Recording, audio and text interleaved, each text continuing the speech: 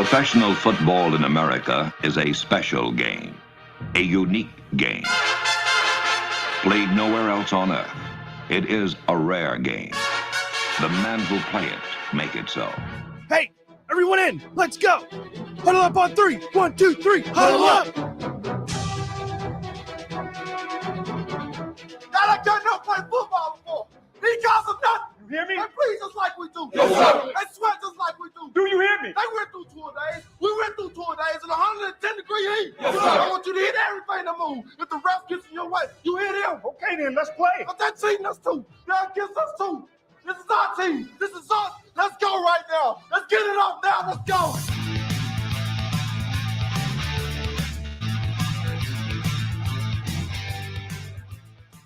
Back-to-back, man. You do not see this in college football. But the Georgia Bulldogs bludgeon their way to back-to-back. Glory, glory, Georgia, as the fight song says.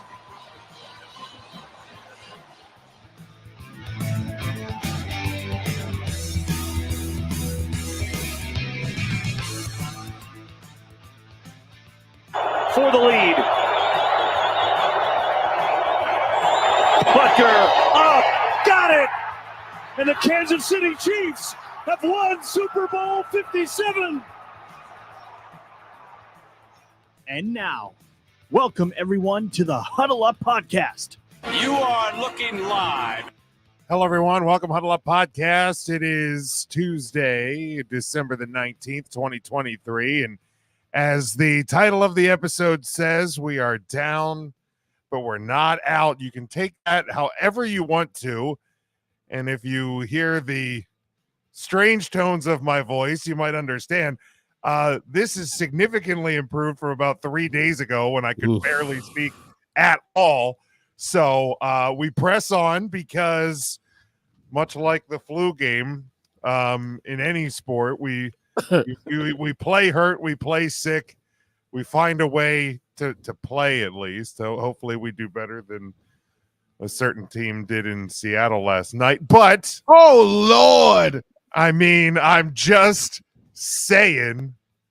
But Huddle Up Podcast, again, head over to our all of our social media at Huddle Up Podcast on Facebook, on Twitter, on TikTok. We are on YouTube. You can get our merchandise over at TeePublic as well. Subscribe and follow everywhere and share it out. Welcoming Devin and Big Mac joining us there in the comments. Certainly do appreciate it. Yeah, there was no podcast. I didn't podcast at all on Thursday. It was a rare night off for me and for no good reason. But we're fighting back. Ernest TJ Christian, how you doing, my friend? Want to call you a quitter, but then I was like, wait, dude, this is an improvement from what you had last week. Wow, dude, it was real bad over the weekend. It was real bad. It's kind of convenient though that Matt, sick again. Eagles lose 3 in a row. Just sick again. I know. I just sent him a text right now. Say, hey, so you got the shits again, or something? Or the Eagles. So the shits of the Eagles, maybe. Oh yeah. Anyway, how you doing? I'm good. I'm good. How are you doing? Hanging in there, man. Hanging in there. Like you said, definitely better than I was a few days ago. Student of the game, Kyle Nash. How we doing? It's interesting. EJ's here. He's talking about, and very intelligently and eloquently, as we've come to expect from him on the Huddle Up podcast. But when one says that one has the shits, perhaps you're better off saying that one has the Giants. That might be an adequate description. Well, that too. You're not wrong. You're not wrong. Too in New Orleans. Yeah. Mike, some would say that Matt has the bird flu. Oh, I like that. What you did there. I see. I think there's a lot of people in Philadelphia with the bird flu right now. Oh my! Listen, I mean, if you're a member of the Trashmen or have seen Family Guy lately, bird is not the word for you in this particular juncture. Yeah, He ain't lying. All right, so let's, gentlemen, let's just jump right into it.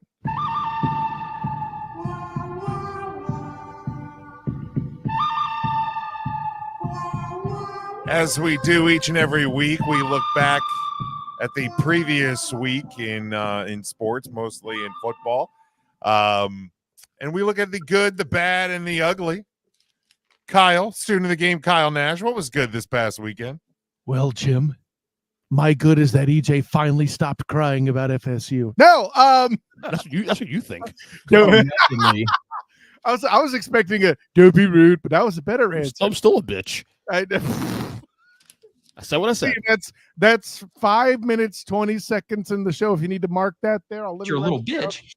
Exactly. So I'm getting my notes. Jim, notes. You know that stuff? I mean, again, like I said before we came on air, you would think that having a notebook full of notes would make you better, but you shut your ass. Well, it's because he's so busy stealing the notes. A, B, does he really need a notebook to remind him that he's a bitch? I mean, is that what we're doing? Don't be rude. Yeah, thank you, Don. Yeah, I deserve that one. No, a lot of directions we can go.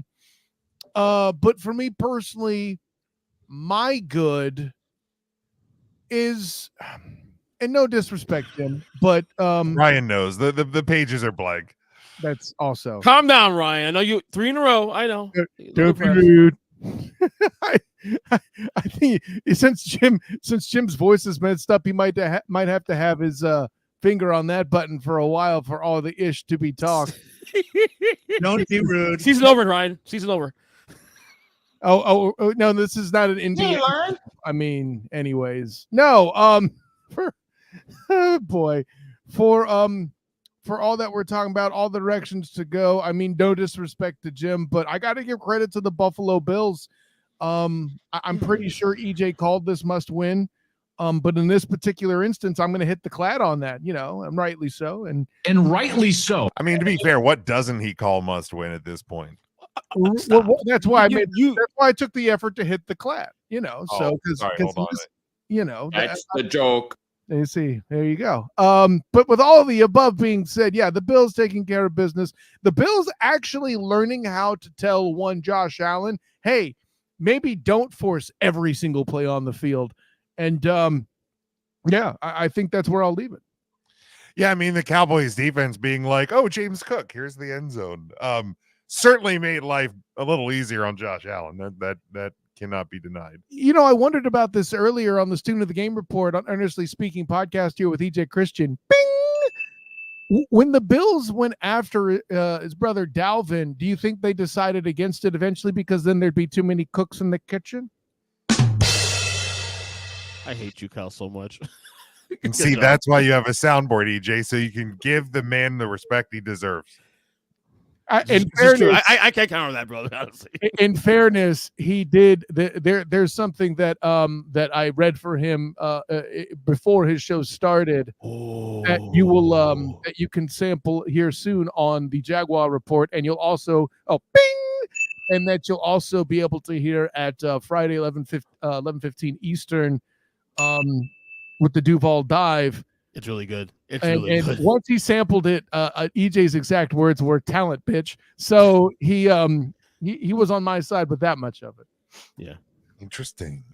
All right, EJ Christian, what was your good from this past weekend? Well, my good is a team that I'm still like I'm amazed that we're now entering week 16, and not only is this team in the wild card hunt, if the playoffs are today, they're in the playoffs itself. And your brother called this long time ago. The Indianapolis Colts, the Frisky Colts. I can't believe it. 8-6. Ridiculous. Credit to Evil Twin Sean for calling it, but I don't think he had Uncle Rico's revenge on the bingo card. I don't care how. Right. I honestly assumed he was drunk when he made those predictions. It may have been. Jim, we said that after the show with him. Yeah. We actually said that. And he probably, I mean, I think if memory serves, he was, but he was drunk. It's worked. Yes. It's worked out in his favor. I mean, don't fix it if it ain't broken there, Sean. Well, I mean, for real. Okay, hang on. But look, I mean, and this is with them losing their starting quarterback, rookie quarterback, So, I mean, what they're doing is amazing. Shane Steichen right now might be the coach of the year. I mean, maybe. No. Maybe. Listen, top 3 conversation though. If you want to put him in the discussion, that's fine. But there's another coach in the AFC who deserves it more. D'Amico Ryans? No, but in EJ's defense, this is a very interesting year for the coach of the year for me personally, and I'm sure Mikey Byrne will agree when it comes time to crown the student of the game coach of the year, where Mikey Byrne will in fact be present. Thank you, Jim. This is going to be one of the more tough years thus far. Now, granted, some people may still play themselves out. That's very possible. Of course.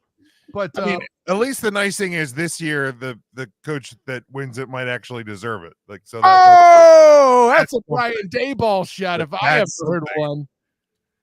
See, I grabbed a bull by the horns and then I just throw. Get it. Whatever. That was way more intelligent. I mean, the award this year may not be a bunch of Brian Day bullshit. That's what I. I like what you did there. I like what you did. Well, side note, a Sprite Zero, not bad.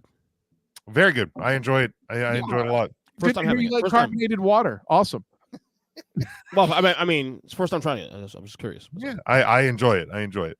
I'm going to kind of stick with the theme EJ's going with here, and it's another team that, despite losing their quarterback and all of that, is still alive and currently, more on that later, in an AFC playoff spot, and that's the Cincinnati Bengals, man. It's a team that preseason everybody on Huddle Up Podcast Incorporated had as their Super Bowl champion. I believe it was straight across the board. We all did, and things didn't go so well, and then the season started. But and not that necessarily this team is going to be alive in the Super Bowl hunt, but I mean, you look at the AFC and it's very wide open, and the Cincinnati Bengals, man, they're still in play again. If the playoffs started today, they're in. And it is a testament to what that team as a whole has been doing now. Jamar Chase looks like he's going to be out for a couple of weeks. That's not great for them, but not great, Bob. Yeah. Not great, Bob. I mean, look at all the adversity they've faced so far this year, and they found a way to match it. So why not more now? Doesn't that even prove beyond a reasonable doubt of why this panel in its entirety picked the Bengals? That skill group is amazing. Their O-line leaves some to be deserved or desired rather, and their defense is strong. But that skill group on offense, man, like Joe Mixon. If Joe Mixon might be your weakest link in anything, you're not bad. And I got the big homie T. Higgins, man, the little catch in the whoop. The little catch. You're getting play, out of guys that are kind of coming out of nowhere too. Like the Chase Brown, all of a sudden is creating this two-headed monster at the running back position too. So like, no one's confusing him for Noah Brown. I know that. So yeah, it's just definitely been an impressive feat. What the Bengals have been doing as of late. Yeah. Let's see. Mike's good is the T. Higgins catch and turn for the touchdown. Absolutely. Homer. You can go Homer on that one, but there's nothing wrong with it. That's the best place since flipping Jerome Simpson. Yes, absolutely. Devins, he said his good, of course, is his Dolphins winning the warm-up game to get ready for the for facing the Cowgirls. Love you too, Devin. Homer. Go Homer on that one. Yeah, that's nice and original, Devin. Good job. We'll be talking about that game coming up here in a little bit as well. All right, shifting gears to the bad. EJ, what was your bad this past weekend? I can go a lot of ways on the bad here. I mean, I could go bad as means a jinx. Obviously, I'm There's a nothing bad about that so far. Right. But I'm going to go something a little more serious here, and that's the MVP conversation right now surrounding this across the media and all that alike. And this is your good? This is my bad. This is bad. This is bad. As you were. Updated odds. We discussed on the reports today, Kyle. Rob Purdy number 1. Rob Purdy. It was a Purdy first, Lamar Jackson second, Dak Prescott third, Josh Allen. Whatever. Doesn't matter. Where the hell is Tyreek Hill? Look, I'm not saying that. Where's Tyreek Hill? I mean, should be number 1. McCaffrey's number 5. McCaffrey's number 5. He's way too low number 1. On 6. I think he was 6. He's 5. Jalen Hurts is 6, actually. You're right. But Tyreek Hill not even in the top 6 awards for late interceptions, or not even top 6. Tyreek Hill. What the hell? What are we doing here? May we have Brad Pitt from Moneyball, please, Jim? Oh yeah. Where the hell did I put that one? As you were, I'll find it in a second. All right. Oh, Like, look, What the fuck are you talking about, man? Look. If you don't want to put Target number one, whatever. I disagree with you on that, but still, he should be in top 5. But the fact that he's not even on the fucking list, is egregious to me. Now let me ask this question. I don't know if you know the answer to it, but what is the correlation between betting favorites and players that have actually won the award? I don't know. Maybe you don't know. You mean in the past? I mean, like right, like last year, like even within the last couple of years, like when you look at the odds going into the awards, you know, the end of the season, when does the odds makers, you know, does the leading odds maker for who's going to win the MVP actually end up winning the award? Yeah, pretty. From what I gather, and based on the conversations I've seen through the years, whatever the media is trying to push at you, Vegas tend to agree with it as well too. Whatever ends up being what is such. Mainstream media feeds you is you feeds. I shouldn't say you, but like the people out there. Is usually what the odds makers hand out because A, it's easy to do. B, the national media is just a bunch of lemmings. And listen, I understand you get busy as a media person. I do it. Hell, let's look at my weekend. Rain-drenched Cure Bowl 13-9 on Saturday. Drove to Jacksonville. Oh, with the 3-point conversion. Thank you, Jim. Then Saturday, drive up to Jacksonville to cover that game with Lamar Demetrius Jackson facing the Jags for A7BN Sports Jaguar Report and also the 3-point conversion. Then coming in Monday to do a press event to finally talk to some players before they head over to the Gasparilla Bowl and work I'm doing with the black and gold banneret. So yeah, I get it. You're busy. That doesn't mean you have to be a bitch and look at just numbers. Use some of your observation and analytical skills and understand that numbers don't necessarily mean you make the team around you better. Sometimes if you have to have a quarterback doing it, you don't do it by one who disappeared the moment his left tackle got hurt. You don't do it to one that's dragged his team down with mistakes just as much as he's carried them. And you don't do it with one that's definitely evaporated for the past 3 weeks and is just as dependent as those around him as Brock Purdy is. Oh, I said it out loud, did I?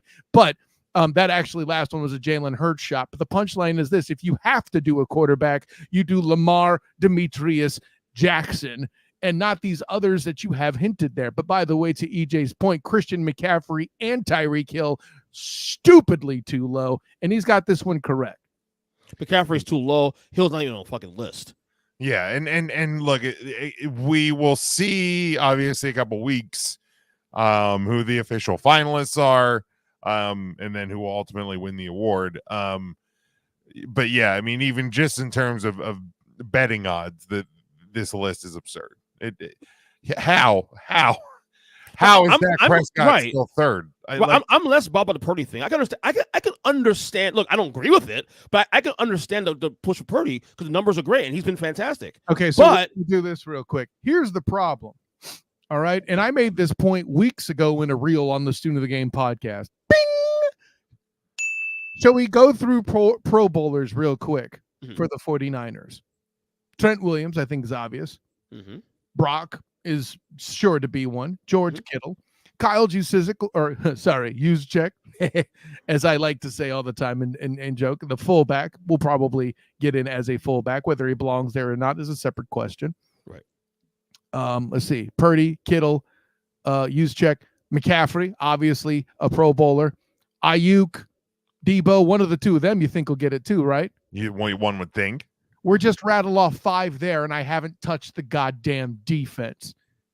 But yes, please tell me how Brock's the most valuable one. Right. Should be Lamar. If you go based on this list here, it should be Lamar. Yeah, I mean, Dak shouldn't be in the top 5 at this point. Jalen Hurts certainly should not be in the top 5. No, Hurts 6.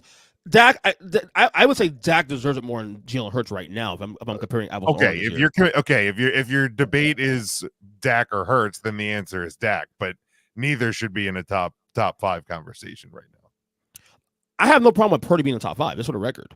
I have no problem with Purdy in the top 5, but the top 3 should be Tyreek Hill, Christian McCaffrey, and Right, Lamar correct. Jackson. The And I- fact he's go ahead. taking the votes away from Christian McCaffrey, such Mhm. that is an absolute goddamn travesty. There's a reason that Christian McCaffrey was Mikey Burns' student of the game MVP, and rightly so. I picked Tyreek myself with Christian McCaffrey in second. You had to get to third place at that point before you got a quarterback, which was Patrick LaVon Mahomes II, and he's since trailed off. I'll give him that much credit that Patrick LaVon Mahomes II isn't even at the top 6 at this point. Yeah. But, that's something I guess we could blame Kadarius Toney for. It's amazing how he has no receiver core, and yet they're this close to clinching the West, and now you don't want to talk about By the way, and LaVon Mahomes II as you did last year over Saquon Barkley too, right? And to add to your point, but Mahomes, I don't know if you guys noticed this. I don't know if you saw this, but he with all the drops he's had this year from the receivers, he still leads league in passing. Ain't that something? I mean, for the record. That's more about Andy Reid's coaching than anything else. But to that, to add to the point I think you're trying to make, EJ Christian, is all that's true, and yet he's less valuable in your mind than Jalen fucking Hurts. What are we doing? That's true. Student of the game, Kyle Nash, what is your bad from this past weekend? I mean, it was going to be that, but I didn't expect EJ to say something that intelligent. No. Damn. What I will say, though, this week, in another loss by the Red Tails, Sam Howell and Ron Rivera throw away another game and let the Rams stay alive in the playoff race. Not that I'm mad at that part. By the way, I mentioned that as my bad for this fact. Stinks. Most teams that have their quarterback still healthy, Lamar Demetrius Jackson, in the ultimate irony, by the way, when his injury history was being held That's against true. him in the offseason, but nobody wants to talk about that shit. Funny how giving the guys some offensive weapons can actually do some wonders for Oh, him. but not he getting lost killed. his best weapon though, Mark Andrews, and he's still doing the shit he's doing. Oh, no. He Ooh. just built a new weapon. He didn't lose shit. And by the way, listen, I don't care who you are, with as talented as Lamar Demetrius Jackson is, him finding the tight end if he needs help is still likely. But Kyle, Lamar Jackson can throw the ball around. Yeah, ask the freaking Jacks defense about that shit. Anyways, no. What defense? Oh, never mind. No, stop That's right the there. joke. Yeah, A, B, that the Jacks defense was actually the upside of that game. More on that later. But yeah, to see Sam Howell continue to add L's to his name is definitely my bad. And yet there's so many Red Tail fans that just can't accept the fact that this guy is But as somebody who doesn't like Howell, isn't that also good for your, you know what I mean? You're not a Howell guy. I'm not a Howell guy. I just predicted he would be bad, much like I did Desmond Ridder. And the Falcons figured it out faster than you. That's what I'm trying to say, Jim. What's the record for quarterbacks to get benched during a regular season? Because Ritter's at 2 now. Yeah, I can't help you with that.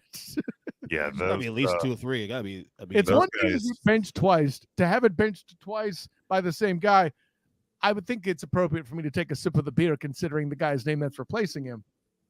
That is true. Although very different beer that you're drinking. But nonetheless, moving on. I mean, I could specifically just list the Dallas Cowboys as a whole in my bad, Jim. Stop maybe- just sitting on the fence. or like in my ugly, because Jesus Christ, what the fuck was that? I would But I'm gonna go specific to what the hell was the starting offense doing with 3 minutes left in that game, still in the fucking game. That was one of the dumb. I called the Giants out on it earlier this year, and I'm going to do the same thing for this. Why the hell was Dak and Pollard and Lamb and Ferguson and Brandon Cooks, the hell were they still doing in the game down 31-3 with 3 minutes to go? Stupid team. It's beyond stupid. It is beyond stupid. Like, in the rain, on the road, you have already lost this game. The risk of injury there, beyond moronic to keep them in. They are lucky that they got down the field, scored a meaningless touchdown, unless you needed that in fantasy football, which I had a couple of friends that did. Like that was so stupid. It was just absolute moronic by the Cowboys coaching staff. Hey, Jim, can I get a breaking news segment real quick, though? What?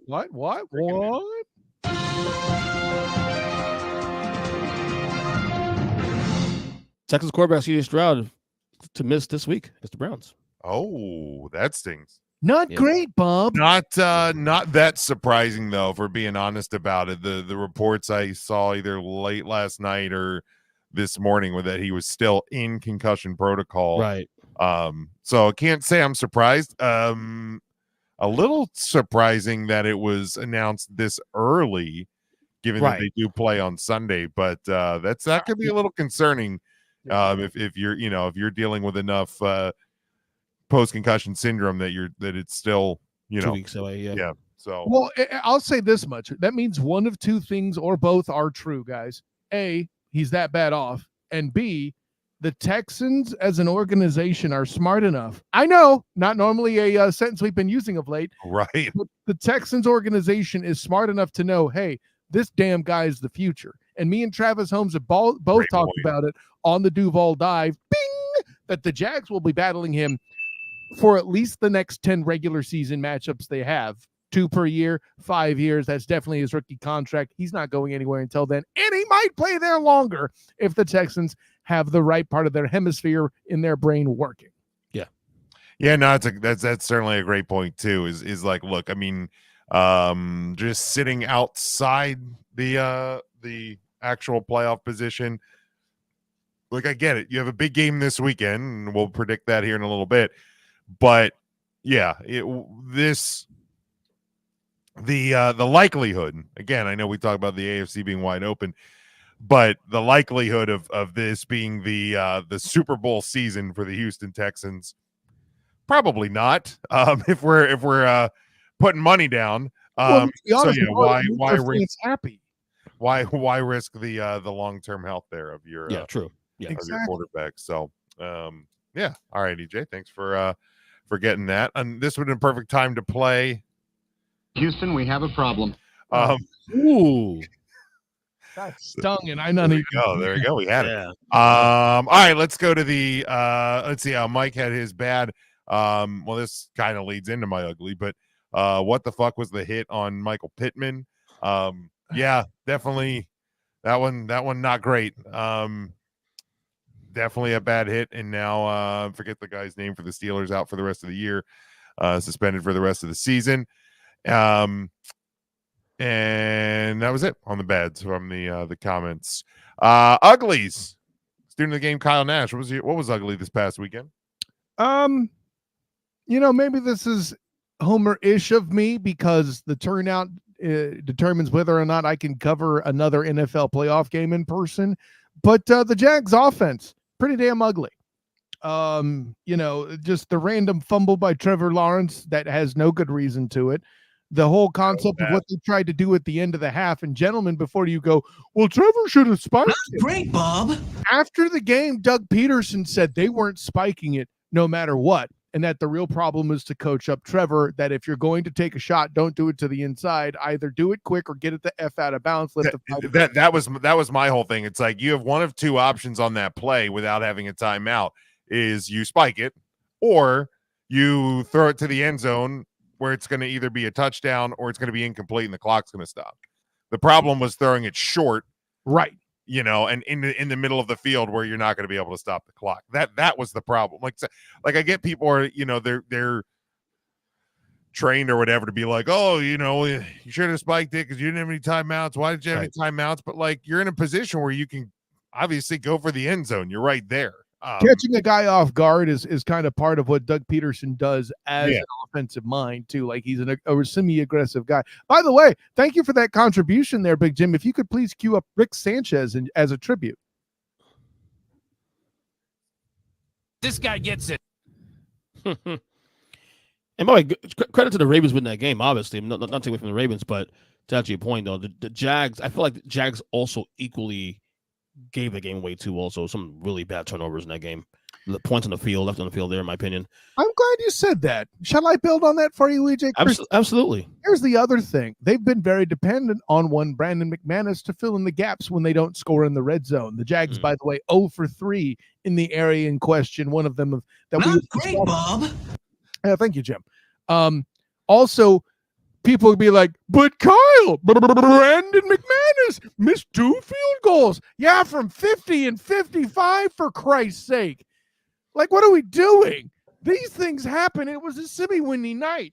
Like, Thing sucks. I want the record to show he hit the damn goal post too from 50 yards. That's great for even an NFL kicker. But the punchline being this, friends, if you actually convert on third downs, you don't have to kick the ball from that far out, right? I mean, listen, we all can't be it's Austin Bryant, right there, Cowboy fan Jim and Brandon Aubrey, whatever his damn name is. I don't know. It's a kicker. Plays for Dallas, whatever. Where's my goddamn electric car, Bruce?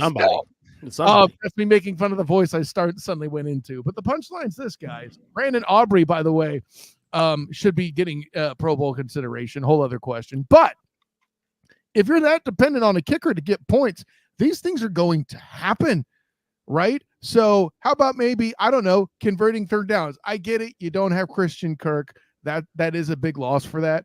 But yeah. Yeah, for sure. EJ, what was your ugly from this past week? Well, my ugly should be a good. It's ugly because of the result, but it ended up being a good because of what happened as a result. The Chargers. Well, the ugly was the game, obviously. I mean, what the fuck was that? We thought we saw worse when they won 6-0 against New England. How bad are you when you're getting your face kicked in by the fucking Raiders? The same team that 3 days, not even a full week, 3 days before lost 3-0 to the fucking Vikings at home. Yeah. Okay, That is a disgusting act. Thank you, Joe. Yeah, brutal. And look, they quit weeks ago. This game showed it, and I said this at halftime. Brandon Staley, if the Spanos are actually smart, which we're not, of course, but they're actually making a smart decision here, he won't even make it to the fucking weekend. Forget making it through the weekend to the weekend. And sure enough, 11 a.m. he was fired Friday morning. Yeah, but think of all this money now that Jim has to spend on rocket fuel for Kellen Moore. He's not my problem anymore. Like, he was my problem last year when I wanted to launch him into the sun. He's not my problem. The Chargers can have him free and clear. They may end up wanting to launch him into the sun. That's not my problem anymore. Well, that's the thing. They've scored more points under his offense. The problem's been the defense, where Brandon Staley is alleged to be an expert. Absolutely. Allegedly. My ugly from this past weekend, Devin has the team as a whole, and I guess you can't really go wrong with just labeling these guys the goddamn Jets as ugly as a whole. But that offensive line, man, holy hell, like just literally offensive, or offensive, or however whatever. Both, Jim. Like, whatever way you want to emphasize the O, but holy hell. Are we surprised though? I mean, no, we're not surprised, but hold on. Here's the thing. I might be surprised at just how bad they are. Like, we knew like that was going to be the problem, but good Lord. See, but that's my thing. I was there when they were 4 snaps into the season. At this point, I think what EJ's saying is accurate. We're week 14 or 15 in? Yeah, we know your shit, guys. Okay. Yeah, just absolutely brutal. Mike has his ugly. He says, Ernest the Jinx. God, what else do you have for us? Enough to flash on the screen. I think the crowd deserves to see that particular comment. Packers fans, I apologize. I mean, I really do. I said 2 weeks ago, the schedule, they're a cakewalk to win the wild. I just win the wild card, and they're 0-2 since then. You were writing off the Seahawks after the loss to the Cowboys. All of a sudden, they're back in play. Did the Eagles? Jim, if I could submit to the committee that we set up some sort of a program so we can have an intern or interns, because there's so many of them, go through all the video in 2023, so we can have a clip full of all of EJ's Jinxing. Oh my God! If anybody wants to take It's that not project that on, bad. It wasn't that Bro, bad. it's gonna be longer than Draymond Green's infamous hits video. Okay. Well, at least I got the Cowboys 10 Wow. plus wins right. that is one thing that you actually got right. Yes, that is definitely one thing you got right. Jason comments. He said, "For once, the Eagles are handing the division to the Cowboys, and they just can't win. If the boys lose to the Finns, Dak will be on the hot seat, and the coach is it Super Bowl or bust for Dak, or at least NFC Championship? No. And look, man, I get. Hold on. I get you come here every week, and I appreciate everybody who comes in here in the comments every week, with the Cowboys snark, and that's fine. I get it. You're not a Cowboys fan, so you hate the Cowboys. There's no way that Dak is on a hot seat. Absolutely not. In fact, he will probably get a contract extension after this year. Yep. Mike McCarthy, however.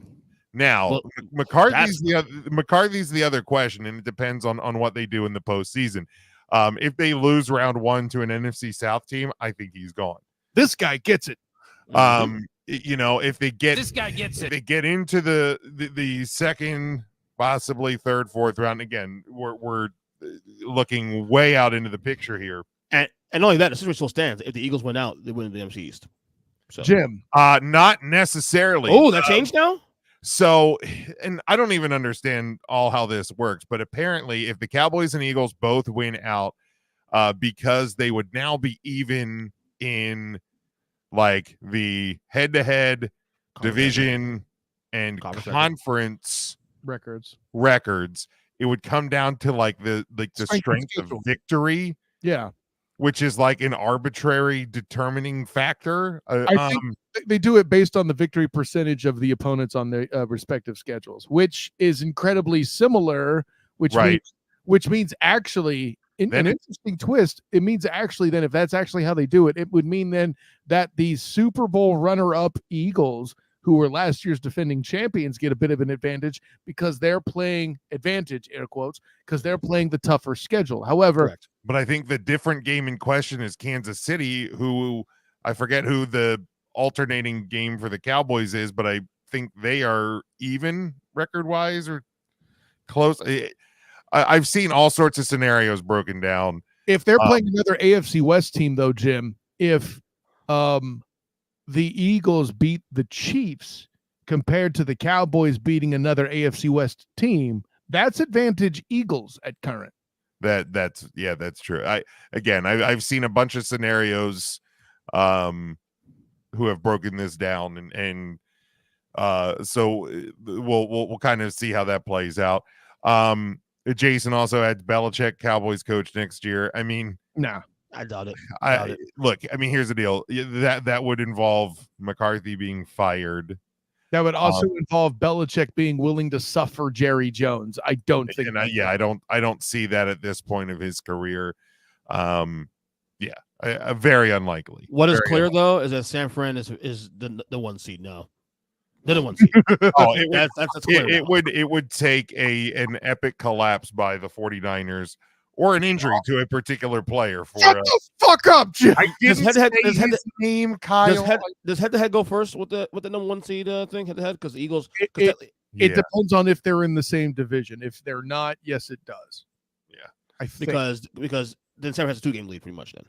Yeah, they again, it would take a collapse by the 49ers.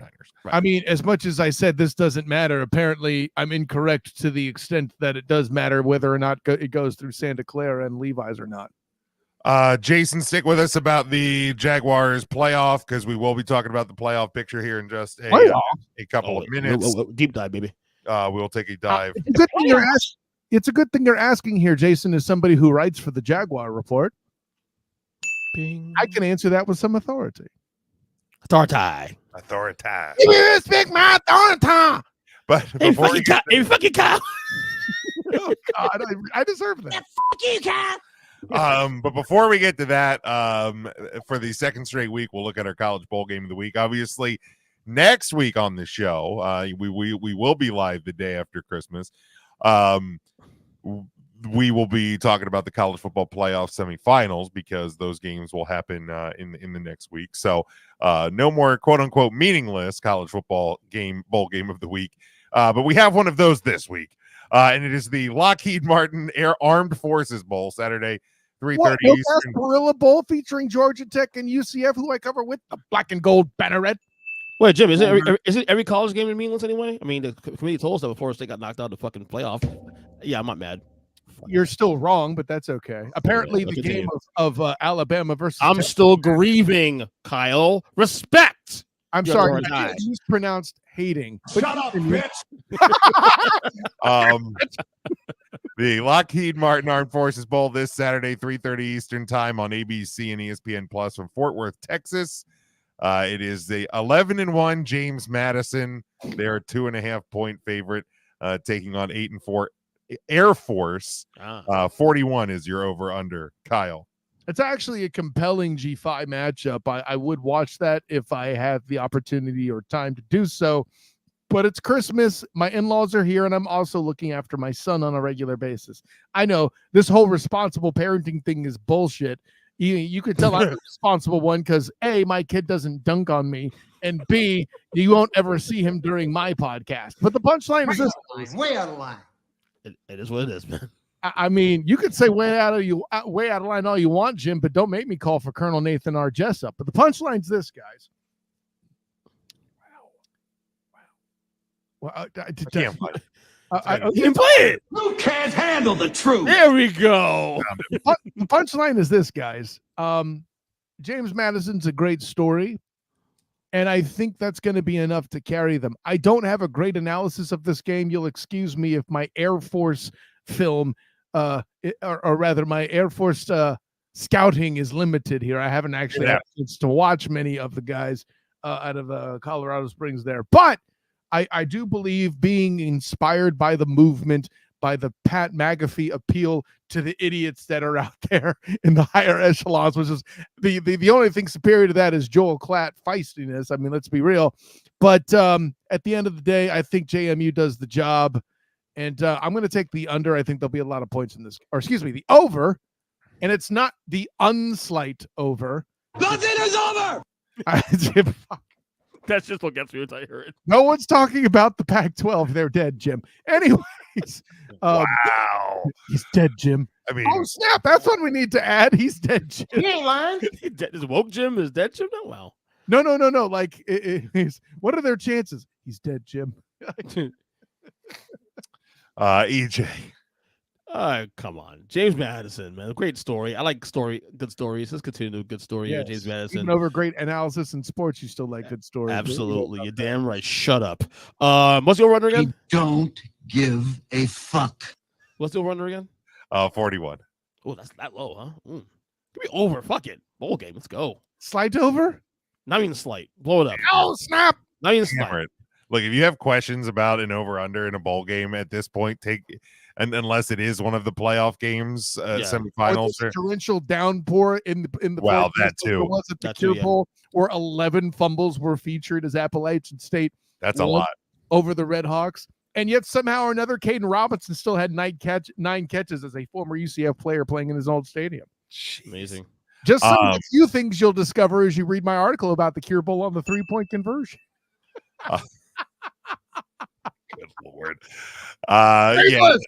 Look, my papa was an Air Force man, but James Madison's the story. They're the better team.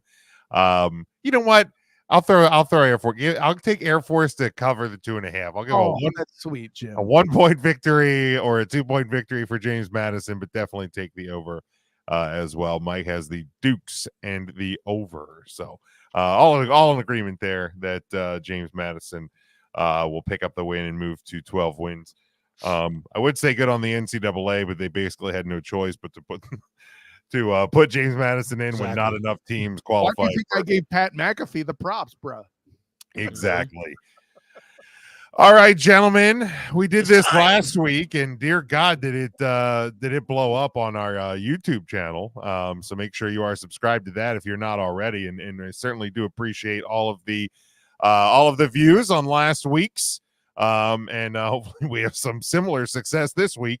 But looking at the NFL playoff Similar picture, jinxing. what's that? Or some similar jinxing. Or Where's the Giants at? Jeez. Oh, never mind. Where the Packers at? Oh, it's not last year. I I was forgot. gonna say, I think This is not last year. No, it is not. Where are the Seahawks at here? EJ, how about that? They're almost there. They're almost there. Right? Yeah, they're one spot out. They're tiebreaker out right now. The Rams. Yeah. But let's look at the AFC first, gentlemen. The Baltimore Ravens currently the number 1 seed. In the yeah, ain't that the truth? Wild card round would be the 2 seed Dolphins taking on the 7 seed Colts, the 3 seed Chiefs taking on the 6 seed Bengals, and the 4 seed Jaguars taking on the 5 seed Browns. Teams still on the outside looking in that are eligible because Titans, Jets, Patriots all are eliminated officially. I mean, I think you can pretty much put the Chargers, Raiders, probably Steelers are teams that are soon going to be eliminated. But the teams really on the outside looking in, Texans, Bills, Broncos, I think are the 3. Oh, the Denver Broncos. The 3 that I think are going. Oh, the Denver Broncos going to have any sort of say. If things are going to change here. Sitting here week 15, EJ, what changes? All right, so I'm sold on Baltimore number 1 seed. Even a week out before the game against the Dolphins. Well, not a week, 2 weeks from the Dolphins. They're going to close 1 seed by next week Sunday. So that's the lock. 2 seed Dolphins. Whew. The schedule. The next 3 games: Cowboys, Ravens, Bills. So I'm reluctant to. I'm going to lock them at 2, maybe at 3, but I'm still on the fence on that one because that schedule's a little yeah. There's no such thing as a hestant lock. So we're locking seeds here, right? For the record, this we're clear. We're predicting. If you say lock, you can't be. No. There's no to be. Here's the question: locking for the playoffs or locking? So, well, I think the actual question is what teams will change. But yeah, I mean, if you're going to say the Dolphins are going to make the playoffs, yeah, I think they'll make the playoffs. No, I won't lock them with a 2 seed because the schedule's tough, and if they lose one game, Casey wins out. The schedule's pretty easy rest of the way out. They're a 2 seed. That's simple. There's a kiss of death. Well, again, as I'm saying, the guys listen to me. So I'm not gonna lock him with a 2 seed. Playoff teams talking trash as he now kills the Chiefs. Well, the power of Pat Mahomes compels you. It's okay. So 2 seed. I'm not gonna lock in the 2-3 Chiefs yet. The Jags. You got 3-way tie the AFC South right now between them, the Texans, and the Colts. But the Jags schedule is still pretty favorable. I still have faith in the Jags to get things done. I'll lock them, actually. I'll lock them. As for the wild cards, 5 seed Browns, I'm there. I'm there now at this point. I see enough. 6 and 7, that's where things get a little tricky. Bengals schedule, still tough schedule ahead of us, for the Bengals. I won't lock them just yet. I want to, and they have no Jamar Chase this week also against the Steelers. Should win that game, even not Jamar Chase though. But divisional games, it's weird, So just TJ Watt, it's weird. Exactly. Well, you said it. I mean, Mason Rudolph. Sorry, did I say out loud? What was weird about that? Did I say out loud? I'm sorry. And 17 Colts. Their schedule's actually fairly favorable as well too. But I won't lock them up either. I still think Denver is the team on the outside to watch out for because the rest of their schedule now it's Patriots, it's Chargers, it's Raiders. So if they can win out and get a hiccup or 2 from one of these 2 teams, okay. So if a team on the outside, team or teams on the outside is going to get in, who gets in and who falls out? I think both teams will fall out. And I think both the Broncos and Bills get in. Well, sorry, Broncos and Bills. Yeah, we get in. Yes. So Bengals and Colts fall out. Bills and Broncos get in. Man, the Bengals story is so cool, though, man. It really is. I mean, it would make us all look really smart. It's just a schedule. Yeah. Dude, honestly, this is where I'm with the Bengals. If they win this week against Pittsburgh, because their schedule it's Steelers, Chiefs, and Browns. Thank Right. you, Gary. That's the issue with the Bengals. Browns obviously going to miss issues. No, Case- Browns give the Joe Burrow Browns issues. give Burrow issues. We have True. not seen. We listen. Okay, Cincinnati has not had the opportunity to give a Browning to the Cleveland team. Okay, that's what we're looking for here. You know what? We're gonna do this again next week, anyways. Give me Broncos, give me Bills to get this 6 and 7 for the time being. If Bengals win this week, though, I feel a lot better about their chances. But I gotta see 1 week. Wow, no kidding. All right, Kyle, same question to you. Hopefully, I can answer it a bit more eloquently than my co-host here. Listen, at the end of the day, I still that's think easy. That's easy. Low bar. That was easy. Yeah, right. I still think the Chiefs get that 2 seed. I think Miami does hold on to get that 3 seed. I think I can't believe in the Bills yet because despite all the greatness and the performance they had this past weekend, sorry, Jim and EJ, but there's too low a floor to balance out too high a ceiling, as you guys have been saying the whole time. Even though I said they'd make the playoffs back in the preseason, it's not the Bills that I have a problem with, but these other teams that I did not see coming, specifically the Indianapolis Colts. At this point, 2 AFC South teams are going to make the playoffs. I'm making that call now because I'm not a fence sitter, nor am I a little bitch. So, damn, really? You're a little bitch. I'm a little bitch though. That being said, I listen, and no disrespect to Burn and his Bengals, man. Listen, that's a great story. I just don't think they clear the hurdle. For my money, I feel like at this point, man, isn't Sean Payton making that campaign for Coach of the Year, huh? Holy snap. That being said, it's still going to be the Browns that get it. I think they hold the 5 seed. I see the Broncos sneaking in at 6 or 7, and the Colts, I'm going to say for now, will hold serve simply on the strength of C.J. Stroud missing. I think the Browns win this weekend to take the Texans out of it and retain that 5 seed. And then in week 18 right now for today, I feel like they get C.J. Stroud back by then. If they play him, I think they knock the Colts out, they may knock the Colts out, but by then I think the Colts would have gained too much ground. Yeah, the Bengals have a hard road, and Mike, he also pointed out Steelers, Chiefs, Browns to close. And for him as a Bengals fan, I can't fault it. Love the motivation. Why not us? Absolutely. When you're looking at the Bills, the Broncos, the Texans, if those are going to be the teams that are going to knock out either the Bengals or the Colts, because at this point, and praise be Joe Flacco. What a weird 2023, year, bro. weird year we're in, but like Bill and upgrade. The Browns definitely feel like like they will get in, whether it's the 5 seed. I don't think they're going to catch Baltimore, so they almost feel like they're locked into the 5 seed, like either the Cowboys or Eagles are locked into their 5 seed. So it's just a battle for those 6 and 7 spots. Buffalo has the Chargers, Patriots, and Dolphins. Denver with the Patriots, Chargers, Raiders, and the Texans close out with Browns, Titans, Colts. Not knowing the beyond this week, the health of CJ Stroud this week against Cleveland, that's definitely a bad beat for them.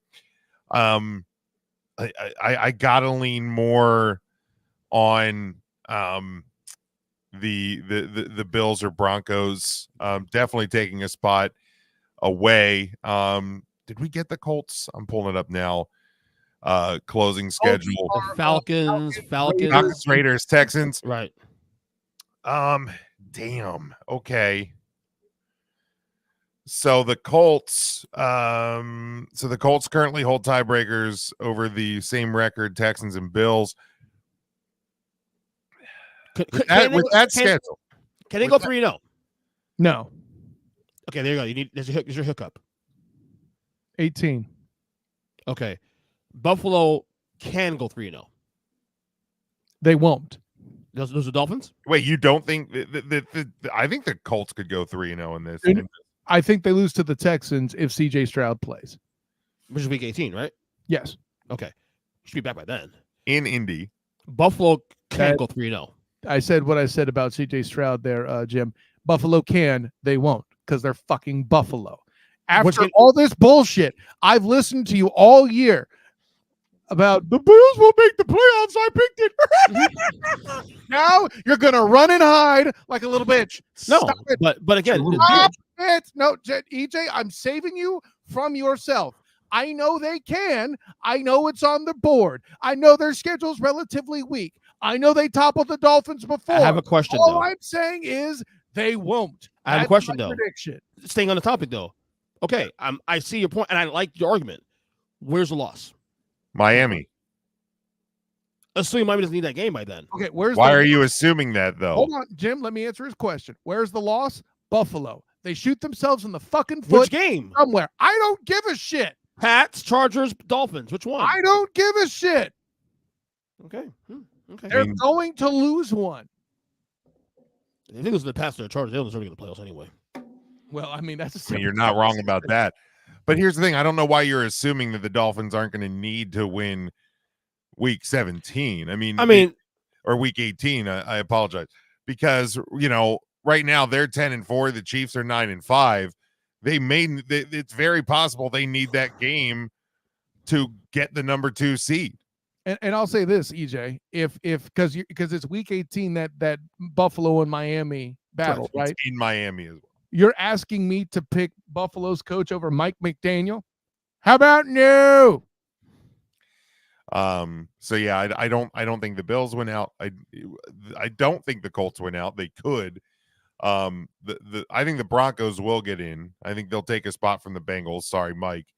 It's unfortunate for the Texans because they've had a hell of a year, but now with this Stroud injury looming over a big week here, that's going to be tough to overcome. I got to address something here too. We haven't talked enough about Jacksonville's situation, and Devin said something that I can't let stand because I cover the team. Not so much that I'm insulted by it. It's just a take I don't think he's considered fully. If you can bring his comment up here real quick, Jim. Buffalo's going to sneak in and take Jacksonville's spot. Here's why that's not going to happen. Okay.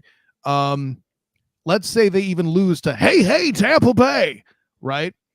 Because Trevor Lawrence is currently in concussion protocol as of yesterday. I haven't seen today's action there from John Shipley, my editor at Jaguar Report. Bing! But Doug Peterson was not able to answer questions yesterday regarding Trevor's status and all such that it is. So he is still in protocol. We're not sure if he's playing on Christmas Eve in Tampa. If he does, and they beat Baker Mayfield and company, the next 2 games are the Panthers and the Titans. If they win in Tampa, they're going to win 11 games. Okay? Yeah. What I'm telling you is the Jags are going to win 10 games at worst because of those final 2. Let's say they lose in Tampa. They're still going to win 10 games, just as somebody here on this panel predicted in late August. Ping on the Student of the Game podcast. Yes. And a 10-win team getting eliminated is very interesting. I'm not sure the Jags are that team that will get eliminated. But for the Jags to be eliminated, either the Colts, assuming the Jags lose 1, right? And only end up with 10 wins, the Colts or the Texans would have to win out. Which is okay. So which is very unlikely, right? Because right now they're all sitting with the same record and the Jags have the tiebreakers. Right. Which, I mean, listen, the Jags won't be watching the TV directly because they'll be in the middle of playing and for their own lives. But the outcome of that week 18 game of Texans Colts is a very huge deal, obviously. Right.